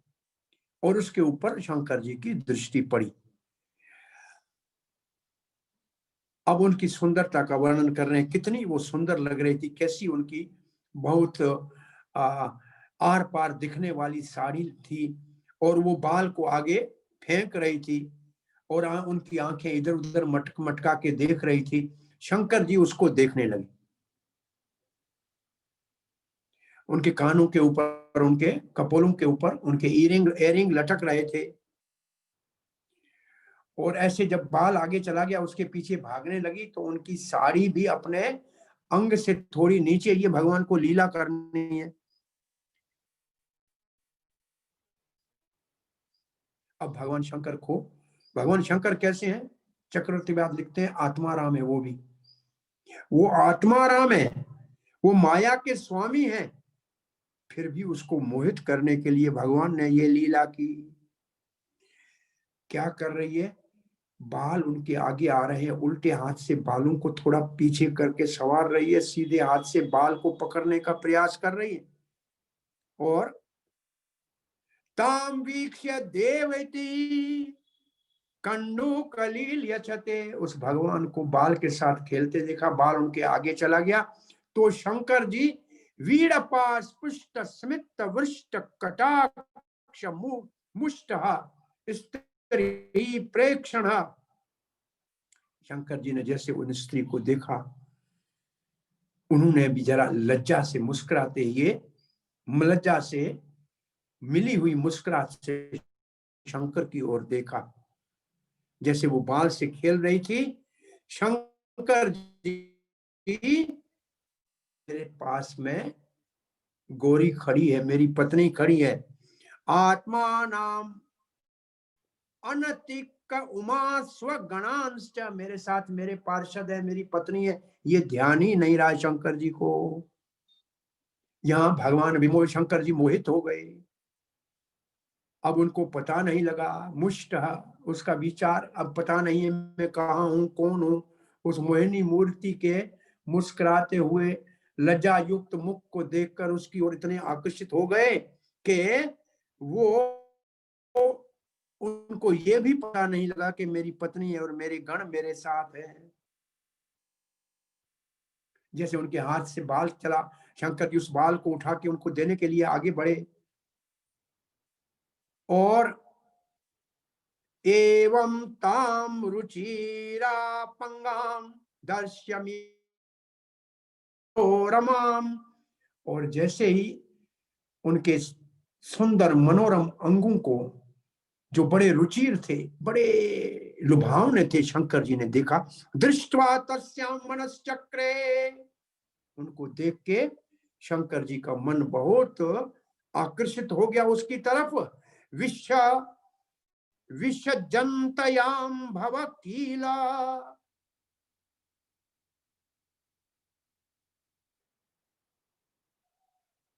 वो मोहिनी मूर्ति की तरह शंकर आकर्षित हुए, और मोहिनी मूर्ति ने भी ऐसे दिखाया जैसे वो शंकर की ओर आकर्षित है। क्योंकि उनकी ओर तिरछी नजर से देख के मुस्कुराने लगी लज्जित होके। तो शंकर जी उनके पीछे भागने लगे। तया पहर्त विज्ञान और इससे भगवान शंकर का जो अनुभव था बहुत बड़ा काम के ऊपर विजय का, वो तस्यापहर्त विज्ञान तत्कृत समर व्यवल। और उस समय उनके मोहिनी मूर्ति के भावों को देखकर विवल हो गए शंकर जी, बहुत विचलित हो गए। भवानया अपि पश्यन्तया गत हरिस्तत पदम ययम्। अब कहते हैं गत हिरी, हिरी कहते हैं लज्जा को। लज्जा शंकर जी के लज्जा को छोड़ दिया। गत हिरिम तद पदम ययो। अब निर्लज होके शंकर जी उस मोहिनी मूर्ति के पीछे भाग गए। और भवानिया अपि पश्यन्त्या, भवानी दुर्गा उनको देखती रह गई कि ये क्या हो गया मेरे पति को, मैं साथ खड़ी हूं। और वहां काम आतुर होके निर्लज होके उसके पीछे भाग रहे हैं। सातमायांतमालोक्य विवस्त्रः विरीडित भृशम। मोहिनी रूप ने देखा कि शंकर जी तो अब मेरे पीछे आ रहे हैं, तो उनके कपड़े और भी नीचे गिरने लगे। नील्यमाना वृक्षेषु हसन्ति नावन नानवतिष्ठता। तो वो इधर उधर भागने लगी और पेड़ों के नीचे अपने आप को, वो जो वृक्ष थे लताएं थी उनके पीछे छुप के अपने को छुपाती हुई और कोने से देख के मुस्कुराती हुई शंकर को लुभाने लगी। तानवगच्छद भगवान, क्योंकि ये मैं अपनी तरफ से बोलूंगा तो हो सकता है कि अपराध हो जाए, क्योंकि लीला हो रही है भगवान में और भगवान के महान भक्त शंकर के बीच में। कहीं मेरे मुख से कोई ऐसा शब्द निकल गया जिसका अर्थ का अनर्थ हो न जाए, इसलिए मैं श्लोकों को यथारूप पढ़ने का प्रयास कर रहा हूं, क्योंकि ये भगवान की लीला है। हमको इसका केवल देखना है, इसके ऊपर टीका टिप्पणी करने का अधिकार नहीं है। ताम अनवगच्छद भगवान भावः पारमौषितेन्द्रियः कामस्य च वशं नीता करेणेनु इव योत्थपः। अब शंकर जी की इंद्रियां सारी परमुष्ट इंद्रिय, परमुष्ट कहते हैं विचलित हो गई, इंद्रियां सारी अब बस में नहीं रह गई। भगवान शिवा, भगवान भव, नाम भगवान है, भव है, भव का ये भव सागर कहते हैं संसार को, इसका स्वामी है। काम्यस्य वशम नीतः, काम के वशम में आ गए। नीत का मतलब किसी को कोई पकड़ के नीचे लाए, बांध लिया, काम की रस्सी में बंध गए, काम के बस में आ गए। ताम अवगच्छद, उस मोहिनी मूर्ति के पीछे भागने लगे। कैसे? उदाहरण दे रहे हैं। करेणम, करेणम कहते हैं हाथनी को, करेण हाथनी को कहते हैं। एवं युत्थपः, जैसे कोई मदमस्त हाथी किसी हथनी के पीछे भाग रहा हो।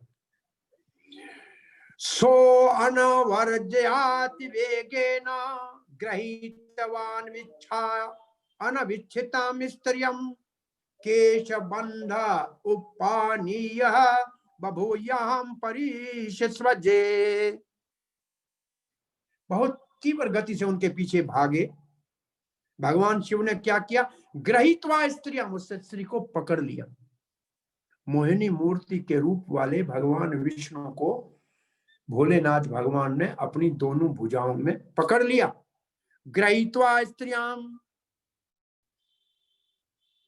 केशबन्ध उपानीयः, कहां से पकड़ा? पीछे से उनके बाल जो थे केशबंध थे, वहां जाके उनका हाथ पड़ा। और फिर क्या किया? बाहुभ्याम परिशिष्वजे, और फिर उसको दोनों भुजाओं में भर लिया। भगवान श्री शंकर ने भगवान विष्णु के मूर्ति रूप का आलिंगन किया, मोहिनी मूर्ति रूप को अपने दोनों भुजाओं में भर लिया।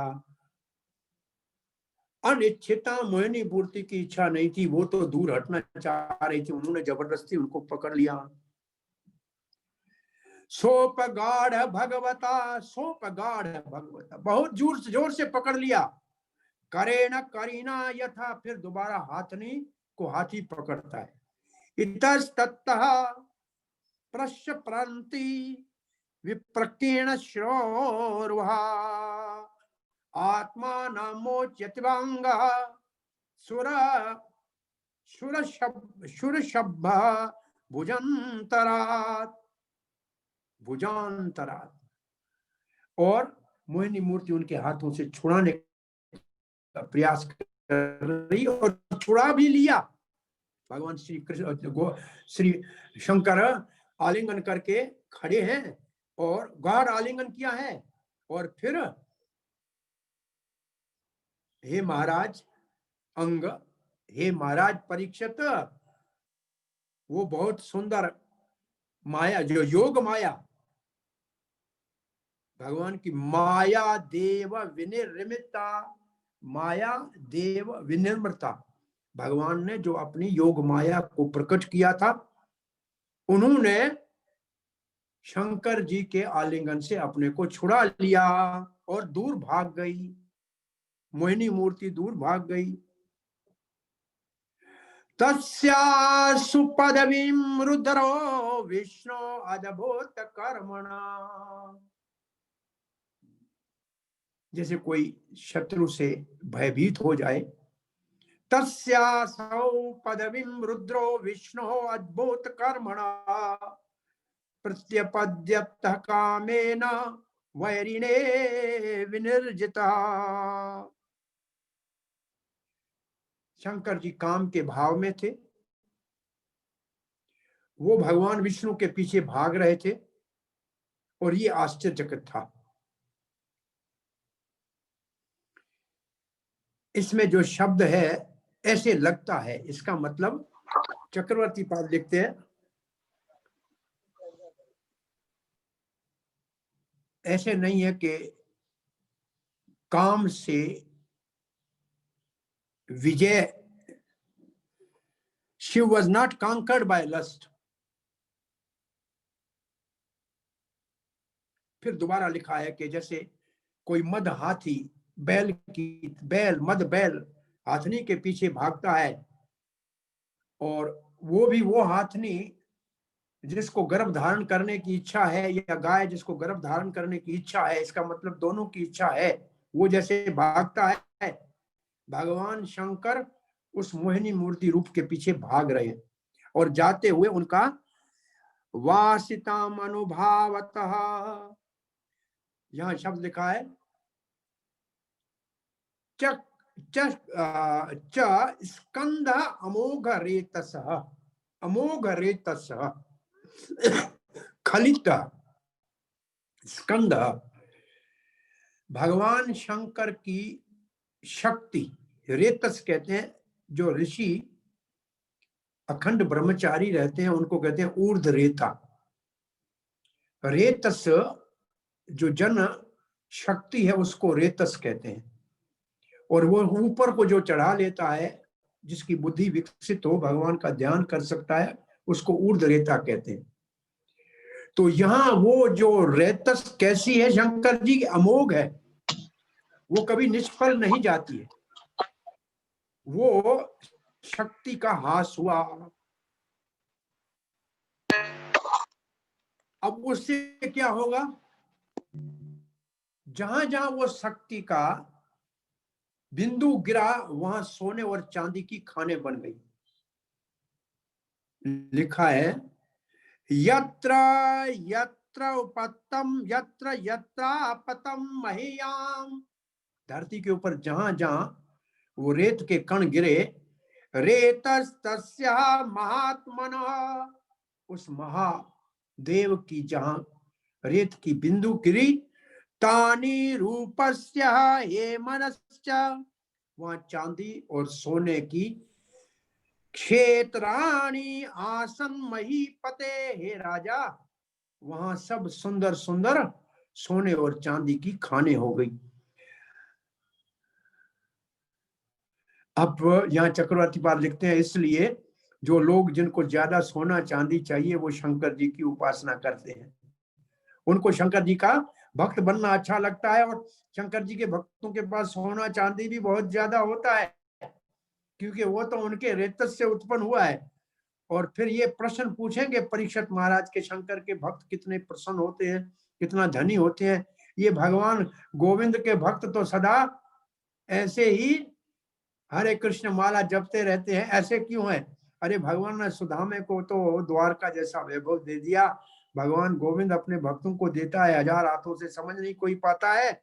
तो यहाँ और ऐसा भी अन्य स्थानों में लिखा है कि शंकर जी के इस रेतस और वीरज के एक बड़ा उद्देश्य था। इसी को ऋषियों ने घट में बंधा संभाल के रखा। वायुदेव ने इसको उठा के अंजनी के उदर में स्थापित किया, और वहां से हनुमान जी का जन्म हुआ। तो हनुमान को शंकर का अंश कहते हैं। तो वो ये रेतस जो है, ये हनुमान की उत्पत्ति का भविष्य में कारण बनेगा।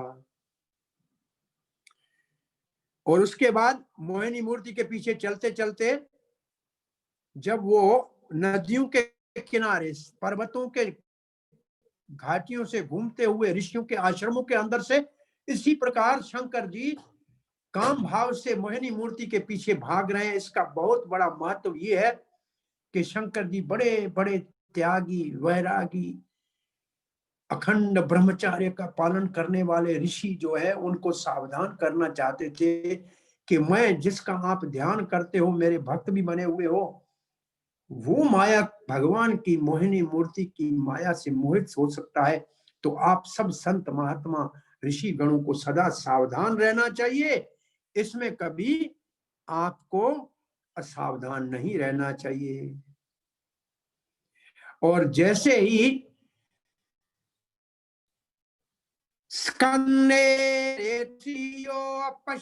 जैसे ही शंकर जी का अब काम भाव समाप्त हुआ, पूर्ण रूप से रेतस का हास हो गया। आत्मा नाम देव माया, भगवान की माया से प्रभावित हो गए। जटितम निरपाश्रशे श्रेष्ठ समन्यावतत्त कश्मला, तो भगवान ने भी अपने माया को दूर कर दिया, और शंकर जी अब खड़े हैं। अथा अवगत महात्म्यम, अब शंकर जी भगवान के महात्म्य को, महिमा को जान गए। अथा अवगत, जान गए। अवगत महात्मा ने आत्मनो जगत आत्मना, भगवान को जगत की जो आत्मा है, जिनके शक्ति को शंकर जी जान गए। अपरिघ्न वीर्यस्य न मेने तद्नो हा उद्भूतम, भगवान के इस अद्भुत महिमा को देखा। मोहिनी मूर्ति अब अदृश्य हो गई। वो कैसे मोहित हो गए, वो समझ गए कि मैं से भगवान के ऊपर आश्रित हूं, भगवान की महिमा को समझ गए।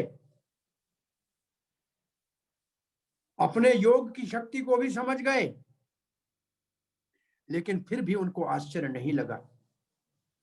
वो ये नहीं समझा कि मैं मूर्ख हो गया हूं या मैं मोहित हो गया हूं, क्योंकि भगवान सर्वत्र है। भगवान कहते हैं, शंकर जी कहते हैं, वो सबको अंदर से मोहित भी कर सकते हैं और उद्बोधित भी कर सकते हैं। तम अविकल्पम अवीरम आलक्ष्य मधुसूदन उवाच परम प्रीतो बिभर्त स्वाम पौरुषिम तनुम। जब भगवान शंकर को तम अविकल्पम अविरलितम आलिक्ष्य, न तो उनको कोई लज्जा थी। भगवान शंकर लज्जित नहीं हुए, भगवान से मोहित होके इस हारने से वो लज्जित नहीं हुए, न लज्जित हुए और न विचलित हुए। पार्वती भी साथ खड़ी है, न लज्जित हुए न विचलित हुए, आत्माराम है, लिखा है न लज्जित हुए न। तो भगवान विष्णु मधुसूदन ने अपने जो पुरुष रूप है उसमें आ गए और बड़ी प्रसन्नता के साथ ये शब्द कहे। अब ये शब्द कह रहे हैं कौन?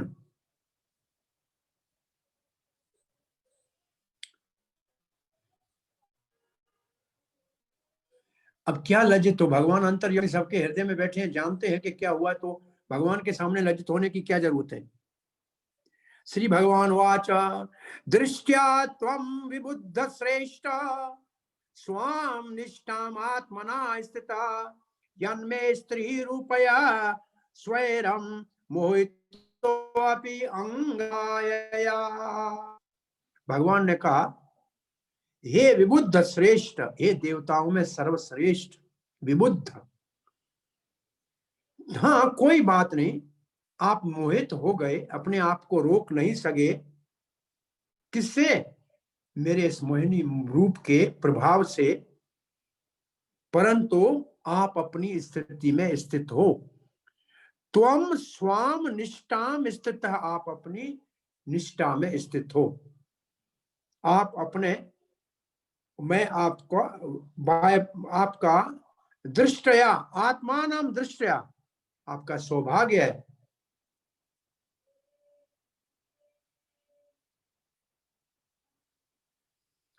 चक्रवर्ती बाल लिखते हैं, ये आपकी भक्ति है जिसके कारण आप निमर हैं, अहंकार नहीं किया, लज्जित नहीं हुए। कोनु में अतितरम मायाम, कौन है जो मेरी माया से पार जा सकता है? भगवान कहते हैं आपके अतिरिक्त, अभी बताया आज के बाद, कोनु आपके अलावा, त्वदरिते तुम्हें छोड़कर, कोनु में अतिरेण माययाम विष्कतस्त्वदरिते पुमान ताम स्तान विसर्जितिम भवान दुस्तराम अकृतात्म भी। शंकर जी, आपको छोड़ के कौन ऐसा जगत इस जगत में, भौतिक जगत में है जो माया से मोहित नहीं हो सकता है, जो माया को पार जा सकता है, जिसको पार जाना बहुत मुश्किल है। और वो रजो और तमोगुण का ऐसा प्रभाव प्रकट करती है कि कोई उससे बच नहीं सकता है। शेयान गुणमया माया तत्वाम अभिभवष्यन्ति मया समेता कालेन काल रूपेण भागश। उमा,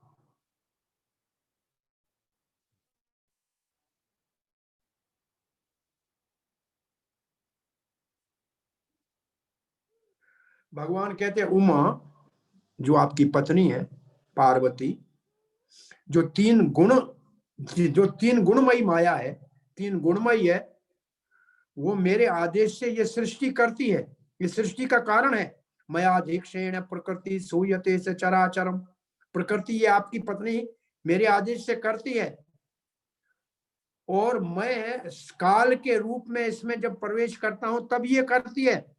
ये कभी आपको न त्वाम अभी भविष्यति, अभी कभी भविष्य में आपको मोहित नहीं करेगी, इससे आप कभी मोहित नहीं है। माया कौन है? अगर मानो शंकर जी पूछते हैं कौन सी माया है जिसने मुझे मोहित किया, तो भगवान विष्णु उंगली उठा के कहते हैं दुर्गा की ओर। ये दुर्गा जो तुम्हारे साथ खड़ी है ना, ये संसार को मेरे काल का क्षेप होता है, जब इसके अंदर मैं दृष्टि डालता हूं तब ये करती है। तो भगवान ने कहा ये अब आपको कहीं मोहित नहीं करेगी। श्री शुकवाच एवं भगवता राजन श्रीवत्स अंकेन सत्कृत, भगवान जिसके श्रीवत्स का चिन्ह है, जिनके छाती के ऊपर उनका जो सत्कर्म है, आमंत्र्यतम परिक्रम्य गणैः स्वलाहययो। अब भगवान शंकर, भगवान विष्णु, जिनके मणि कौत्सव मणि पहनी है, श्रीवत्स का चिन्ह है, उसकी परिक्रमा किया और फिर अपने गणों और पार्वती के साथ वहां से रवाने हुए। कहाँ के लिए रवाने हुए? कैलाश के लिए रवाने हुए। हे महाराज परीक्षित, भगवान शिव बड़े आनंदित थे और जाते समय कहने लगे, अथच अपनी पत्नी को कहने लगे, भवानी, देखा भगवान विष्णु की माया कितनी प्रबल है। और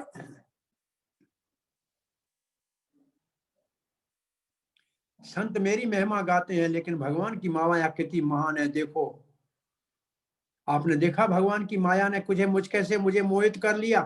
भगवान जो अजन्मा है, अजस्य परस्य पुंसम माया, तो दूसरों की क्या बात करें। जब मैं ही मोहित हो गया तो कौन इनसी माया से बच सकता है। अब शंकर जी कहते हैं, मैंने जब योग अभ्यास पूरा किया, 1000 वर्ष तक मैंने योग किया। आपने मुझसे पूछा था ना, मैं किसका ध्यान कर रहा हूं। पार्वती से कह रहे हैं, 1000 साल तक मैं जब ध्यान में बैठा था, आपने मुझसे पूछा था कि मैं किसका ध्यान कर रहा हूं।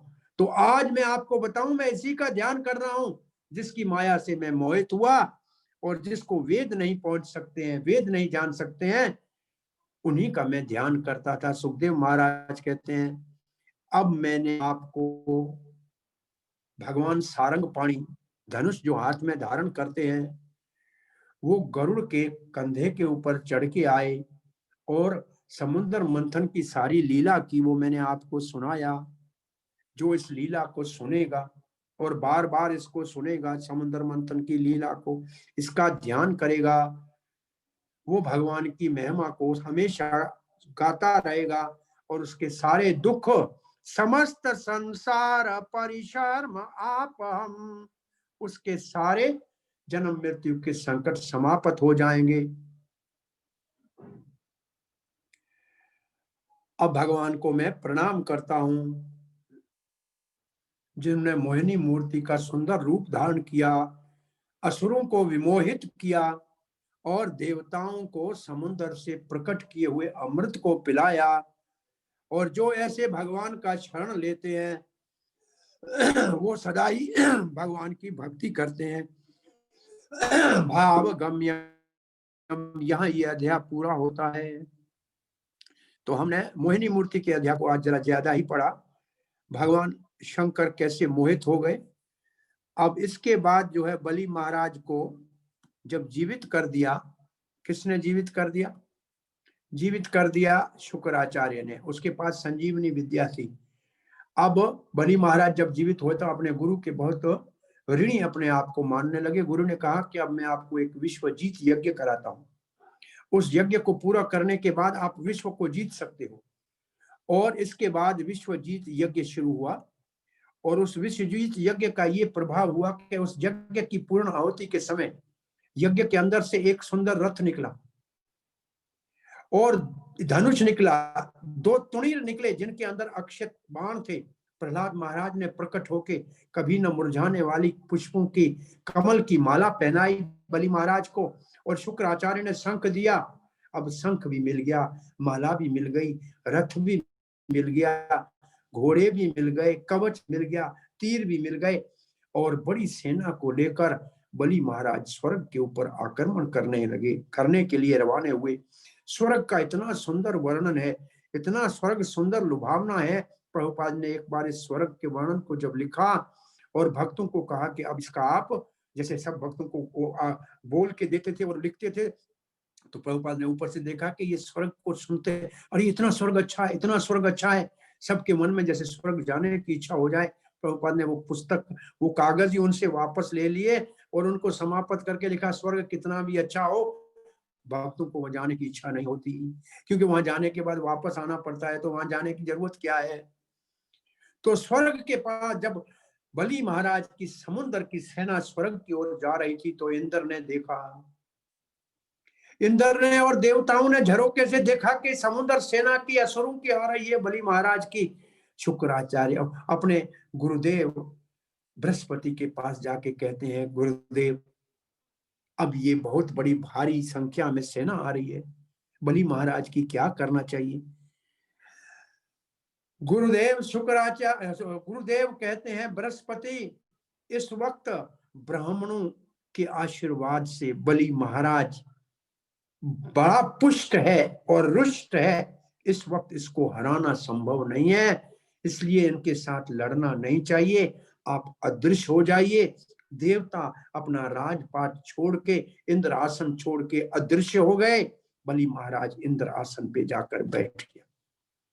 बलि महाराज आज इंद्र आसन पे बैठ गया। तब फिर शुक्राचार्य और भृगुवंशी ब्राह्मणों ने कहा, महाराज हम आपको 100 अश्वमेध यज्ञ कराएंगे। जब आप 100 यज्ञ करेंगे तब आप वैदिक रूप से कानूनी तौर पे इंद्रासन पे बैठ सकते हैं। अब अवैध है, चलिए हम आपको नर्मदा के तट पे भृगुकच्छ, भृगुवंशियों का स्थान भृगुकच्छ, जिसको आजकल गुजरात में भरूच कहते हैं, नर्मदा के तट पे अश्वमेध यज्ञ होने शुरू हो गए। तो ये यज्ञ कल शुरू होंगे, 99 यज्ञ पूरे होंगे, तब कैसे वामन देव का प्रकट होगा, ये 2 दिन आगे कथा चलेगी। हरे कृष्णा। इस बीच में 13वें अध्याय में 6 मनुओं का वर्णन हो गया। 7वां मनु विवस्वत मनु है, जिसमें बलि महाराज और वामन देव इसमें अवतार है मनवंतर के। आने वाले जो 7 मनु है उनका नाम भी लिखा है। ये शार्वणी नाम के मनु है। उन समय में कौन सा इंद्र होगा, कौन सा भगवान का अवतार होगा, कौन से वो सधर्म का स्थापना करेंगे, ये 13वें अध्याय में आने वाले 7 मनुओं का सारा वर्णन किया हुआ है। बहुत कम श्लोकों में वर्णन किया हुआ है। सब मनुओं का नाम लिखा है और सब मनुओं का वर्णन किया है। तो ये आप चाहे तो पढ़ सकते हैं, और यहाँ से आगे की कथा अपन करेंगे कल। हरे कृष्णा। धन्यवाद। मोहिनी मूर्ति भगवान श्री मधुसूदन की जय। हरे कृष्णा। हरे कृष्ण। हरे कृष्ण। धन्यवाद, प्रणाम। सो नाइस प्रवचन, एज इफ जैसे लग रहा है प्रभु जी ये चलते रहे। तो अभी निवेदन है, कोई प्रश्न अगर है तो आपका अनम्यूट करके प्रभु जी, माता जी, you can ask your question to his grace Sarvabhaum Prabhu. Hare Krishna Prabhuji, Dandvat Pranam. Very beautiful class. Prabhuji, my question is that when Lord Shiva got attracted with Mohini Roop of Lord Vishnu, Parvati Mata was also standing beside him. Was she not attracted, and there is no description about her experience? नहीं, कुछ लिखा नहीं है। वैसे भी स्त्री से आकर्षित नहीं होती है, ईर्ष्या कर सकती है, आकर्षण नहीं कर सकती। इसलिए भक्ति से के ऊपर माया कभी भी प्रभाव नहीं डालती है। ज्ञान और योग और वैराग्य के ऊपर डाल सकती है, क्योंकि वो पुरुष है। इसलिए हम भक्ति करते हैं, इसलिए माया से बच सकते हैं। तो स्त्री में आकर्षण बहुत कम होती है। और दुर्गा का कुछ लिखा नहीं है। वैसे भगवान ने बता दिया अंत में कि ये दुर्गा मेरी माया है और मेरे ही इशारे से ये सृष्टि करती है, और अब ये आपके ऊपर कभी प्रभाव नहीं डालेगी। आप इससे प्रभावित हो भी नहीं सकते। इसका मतलब दुर्गा भगवान की शक्ति है और दूसरी भगवान की शक्ति के प्रभाव से प्रभावित नहीं हुई। देवता भी नहीं हुए थे। शंकर जी की इच्छा थी, इसलिए भगवान ने उनको विमोहित किया। एक महात्मा तो ऐसे लिखते थे कि देवताओं ने सोचा और भगवान को जाके कहा कि असुर अगर शंकर जी के पास चले गए तो वो भोले हैं, कहीं वो देवताओं का पक्ष लेके और असुरों का पक्ष से हमारे से लड़ने आए तो। भगवान ने कहा कोई बात नहीं, उनको मैं अपनी माया से ऐसे मोहित कर दूंगा कि देवता कहेंगे कि जो भगवान की माया से मोहित हो गया वो हमारी क्या सहायता कर सकता है। तो ऐसे कुछ लोगों का भाव है। शंकर ही मोहित हुए, देवता नहीं हुए और दुर्गा भी नहीं हुई। थैंक यू प्रभु जी। हरे कृष्णा। हरे कृष्णा सार्वभौम प्रभु, धन्यवाद प्रणाम। Hare Krishna. Hare Krishna. Rasamrit Das here. Thank you. Thank you प्रभु जी। Very well. माता जी है, माता जी। हरे कृष्णा। हरे कृष्णा प्रभु जी। धन्यवाद प्रभु, धन्यवाद। प्रभु जी बहुत बहुत धन्यवाद। आप इतना अच्छा कथा करके और सबको प्रकाशित कर रहे हैं ज्ञान में, बहुत ही बहुत बहुत, और हमारा बड़ा सौभाग्य है हम आपसे 5 दिन सुन पा रहे हैं। प्रभु जी मेरा एक छोटा सा प्रश्न है, एक्चुअली क्लैरिफिकेशन। मैंने सुना कि बहुत लोग ऐसा मानते हैं, जो शायद गलत धारणा है, सही नहीं है, कि केरला में जो अयप्पा मंदिर है, तो अयप्पा जो है he is born from Shiva ji and Mohini Murti, ऐसे कुछ लोग की गलत धारणा है। तो शायद ये बात सही नहीं है ना प्रभु? I just wanted to know. And मैंने सुना नहीं है, शास्त्र में मैंने पढ़ा नहीं है, सुना नहीं है। अगर कुछ लोग ऐसे कहते हैं तो मैं कहने से सोना पैदा हुआ ये लिखा है जी। सोना और चांदी लिखा है जी। और हमने ये तो जरूर सुना है कि हनुमान जी की उत्पत्ति इसी से हुई है जी, बाकी उसका नहीं सुना है। नहीं, क्योंकि हमने सुना नहीं है। हो सकता है हो, हमें मालूम नहीं, कहीं किसी कल्प में ऐसे हुआ हो तो हुआ हो, हम कह नहीं सकते जी प्रभु। हरे कृष्णा। कोई दक्षिण भारत का विद्वान कह सकता है। हरे कृष्णा माँ। हरे कृष्णा। हरि बोल। हरे कृष्णा प्रभु, दंडवत प्रणाम। हरि बोल, दंडवत प्रणाम। प्रभु जी वो हनुमान जी के बारे में कुछ थोड़ा इनलाइट करोगे, प्रकाश डालो। हनुमान को रुद्र का अंश भी कहते हैं, तो ये रुद्र का अंश ये रुद्र अंश है। वो केसरी नंदन है। केसरी उस वक्त में वानर राज था। अंजनी वो एक अप्सरा थी जो किसी कारण से हनुमान को अवतार देने के लिए ही बृहस्पति के श्राप से वो वानर का मतलब बंदर नहीं होता है, वनस्पति खाने वाले, गिरिवासी, वनवासी। तो ये तो बड़े बुद्धिमान थे और वायुदेव ने इसको लेके गए रेतस को, तो इसलिए वायुपुत्र भी हनुमान जी है। तो हनुमान जी राम जी के अवतार के समय प्रकट हुए थे, उसकी ये कथा है। वैसे तो हनुमान भी भगवान का नित्य पार्षद ही है, ऐसा नहीं एक बार नहीं कई बार हनुमान जी का ऐसे प्रकट हुआ है। और कोई और भी कथाएं होंगी, लेकिन एक कथा में ऐसे है कि भगवान शंकर के इस रेतस जो अमोघ है, कभी नाश नहीं होता है, ये भविष्य में हनुमान जी के अवतार का भी कारण है। हरे कृष्ण। हरे कृष्ण। हरे कृष्ण प्रभु जी। एक प्रणाम प्रभु जी। प्रभु जी क्वेश्चन था प्रभु जी, जैसे सभी देवताओं ने अमृत पी लिया तो अमर हो गए, तो भी गीता में तो लिखा है कि अब ब्रह्मलोक का मतलब ब्रह्मा जी तक सबके कोई भी अमर नहीं है, मतलब अमृत का यहाँ मतलब अमर का मतलब उस जगह का नाम ही अमरापुरी है। देवता के लोग को अमरापुरी कहते हैं। उसका मतलब है कि वो सामान्य ऐसे अकस्मात किसी कारण से नहीं मरेंगे। जब उनका जो निर्धारित प्रकृति का समय पूरा होगा तब उनको छोड़ना पड़ेगा वो पद। आत्मा के नाते तो कोई नहीं मरता है, हम भी आत्मा के नाते नहीं मरते, लेकिन उनका शरीर पुष्ट रहेगा, रोग रहित रहेगा और अकाल मृत्यु नहीं होगी। जब उनका समय भगवान की इच्छा से जो कार्य पूरा होना है तब वो शरीर छोड़ेंगे। ऐसा नहीं है कि वो अमृत, भगवान की कथा अमृत के समान तुल्य नहीं है।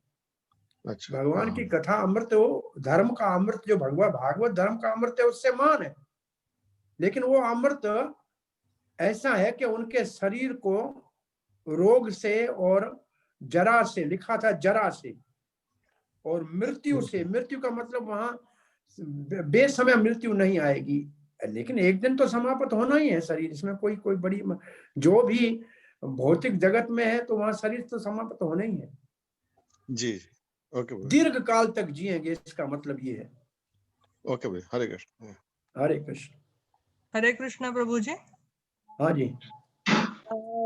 प्रभु जी कल हमने वो समुद्र मंथन की बात की थी, तो एक क्वेश्चन था, जो शिव जी ने विष का प्राशन किया था वो दिन महाशिवरात्रि का था, क्योंकि कैलेंडर में मैंने वो देखा था, इस्कॉन का कैलेंडर में, कि विष प्राशन का है, उसमें मार्च में महाशिवरात्रि रहती है, तो वो दिन महाशिवरात्रि का था। मुझे मालूम नहीं है। महाशिवरात्रि शंकर जी और पार्वती के विवाह को भी कहते हैं, कुछ को और कुछ कहते हैं, तो इसका अपने को ज्यादा बोध नहीं है कि विष पीने वाला तो निश्चित रूप से शिवरात्रि का दिन नहीं है। शिवरात्रि का दिन वो कोई कहीं शिवरात्रि के दिन ये कार्य हुआ ऐसा कहीं मैंने पढ़ा नहीं है, सुना नहीं।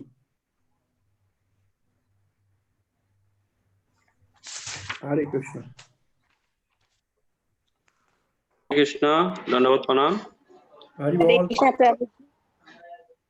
हाँ प्रभु जी, मुझे कुछ जानना था। जो आपने क्लास का शुरुआत में जो बताया था, ये गाय का बछड़ा गाय का दूध पीते हैं और खून पीने वाला वो कौन था, वो मेरे को समझ में नहीं आया। वो जिसको क्या कहते हैं उसको कहते हैं, वो उसके ये इतना काला सा मोटा सा एक लाल लाल बैठा होता है, उसको खून चूसने वाला क्या कहते हैं भाषा में, मुझे मालूम नहीं। कहते हैं प्रभु जी, ज्वर, ज्वर कहते हैं, क्या कहते हैं? जोंक जो ज्वर ऐसे कुछ कहते हैं। जगह एक ही है, लेकिन एक तो दूध पीता है और एक खून पीता है। हाँ हाँ प्रभु जी, समझ में आया, समझ में आया। उसका जो जोक बोलते हैं सही है, जो खून पीने राइट वाला। राइट, ठीक ठीक ठीक। हरे कृष्ण प्रभु। हरे कृष्ण। हरे कृष्णा। हाँ जी, हरे कृष्णा। हाँ, हरे आपने हरे कृष्ण, भगवान भौतिक को टच नहीं करते, मगर उन्होंने महाभारत में भी बहुत बड़ा रोल किया। अभी मोहिनी का रूप लिया, फिर ये भौतिक जगत ही है ना जो भगवान ने इसमें पृथ्वी में जन्म ली। ये लीला है, भौतिक जगत में तो नहीं है। भौतिक जगत, भगवान भौतिक जगत को टच नहीं करते हैं का मतलब है उससे कोई प्रभावित नहीं होते हैं। वो तो हम सबके हृदय में बैठे, वो कुत्ते के हृदय में परमात्मा के रूप में बैठे हैं, तो उससे प्रभावित नहीं होते हैं। और वैसे भी ये लीला जो है, ये तो इस धरती के ऊपर, मोहिनी लीला धरती की नहीं है, इस धरती के ऊपर ये लीला नहीं हुई है। इसलिए एक श्लोक में तो प्रभुपाद ने लिखा है कि वहां लिखा है कि जैसे जहाज जब पानी में अटकते हैं तो इसका मतलब वहां भी कहीं जहाज चलते हैं, ऐसे ये तो ऊपर के लोगों की, स्वर्ग लोक आदि की उस तरफ की लीला का वर्णन है। और वैसे मतलब भगवान सब जगह होते हुए भी भौतिक प्रकृति को स्पर्श नहीं करते हैं। इसका मतलब उस भौतिक प्रकृति भगवान को छू नहीं सकती, भगवान के ऊपर गुणों का प्रभाव नहीं पड़ सकता है। भगवान के भक्त भी गुणों से मुक्त हो जाते हैं भक्ति के द्वारा, तो भगवान को निर्गुण इसलिए कहते हैं। और भगवान प्रकृति के साथ, प्रकृति भगवान के पीछे खड़ी होती है, भगवान के सामने आने में ही प्रकृति को लज्जा होती है। तो भगवान प्रकृति से परे है, इसका मतलब ये है। फिर सृष्टि करने के समय भगवान दृष्टि केवल डालते हैं, नजर डालते हैं, और काल के रूप में उसमें प्रवेश करते हैं, तब वो प्रकृति कार्य करती है। सदाशिव शंकर जी जीव तत्व नहीं है, भगवान विष्णु ही प्रकृति के सर्जन के लिए सदाशिव के रूप में प्रकृति के साथ मिलते हैं, तब ये प्रकृति होती है। थैंक यू प्रभु जी, बहुत अच्छे समझा। हरे धन्यवाद, प्रणाम। हरे कृष्ण। हरे कृष्णा प्रभु जी, दंडवत प्रणाम। प्रभु जी, वो शूर और असुर दोनों कश्यप मुनि के पुत्र है, और माता अलग अलग है, तो इसका मतलब माता के लक्षण आता है, लक्षण आते हैं बच्चों में, ऐसा? क्योंकि दोनों बच्चों में माता का लक्षण तो आता ही आता है, निश्चित रूप से माता का लक्षण बच्चों में आता है। लेकिन कश्यप मुनि तो मुनि थे, तो मतलब दैत्यों में तो उनका नहीं आया। तो कश्यप का मतलब है जो सबको समान देखे, पश्यति सर्वत्र, एक जैसा देखे, उसको न दैत्य और दानव दोनों में किसी से दुश्मनी नहीं है, सबको चला रहा है। ये भगवान के भक्त सबको लेके चलते हैं। हमारे 6 गोस्वामी को भी कहते हैं धीर अधीर, वो धीरो अधीर में सबके साथ प्रेम से रहते थे। भले आदमी भी उनसे प्रेम करते थे, और जो बुरे आदमी थे वो भी उनके आदर उनका करते थे। तो भले आदमी को दोनों के साथ बराबर रहना पड़ता है, क्या कर सकते हैं।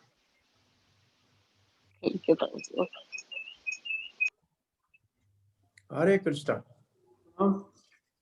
धन्यवाद। श्रील प्रभुपाद की जय। हरे कृष्णा। की जय। सार्वभौम प्रभु, आपका बहुत बहुत धन्यवाद कि आप पिछले 3 दिन से बहुत ही सुंदर कथा कर रहे हैं। सभी भक्तों को बहुत आनंद आ रहा है, और कृष्णा और श्रील प्रभुपाद की कृपा से हम दोबारा कल आपका सानिध्य प्राप्त करेंगे। हरे कृष्णा।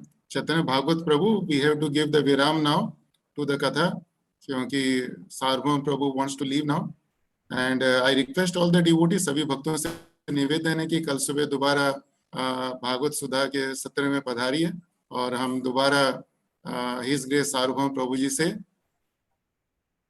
श्रीमद् भागवतम का श्रवण करेंगे। जब तक के लिए हरे कृष्णा, जय वांछा कल्पतरुभ्यश्च कृपा सिन्धुभ्यैव पतितानां पावनेभ्यो वैष्णवेभ्यो नमो नमः।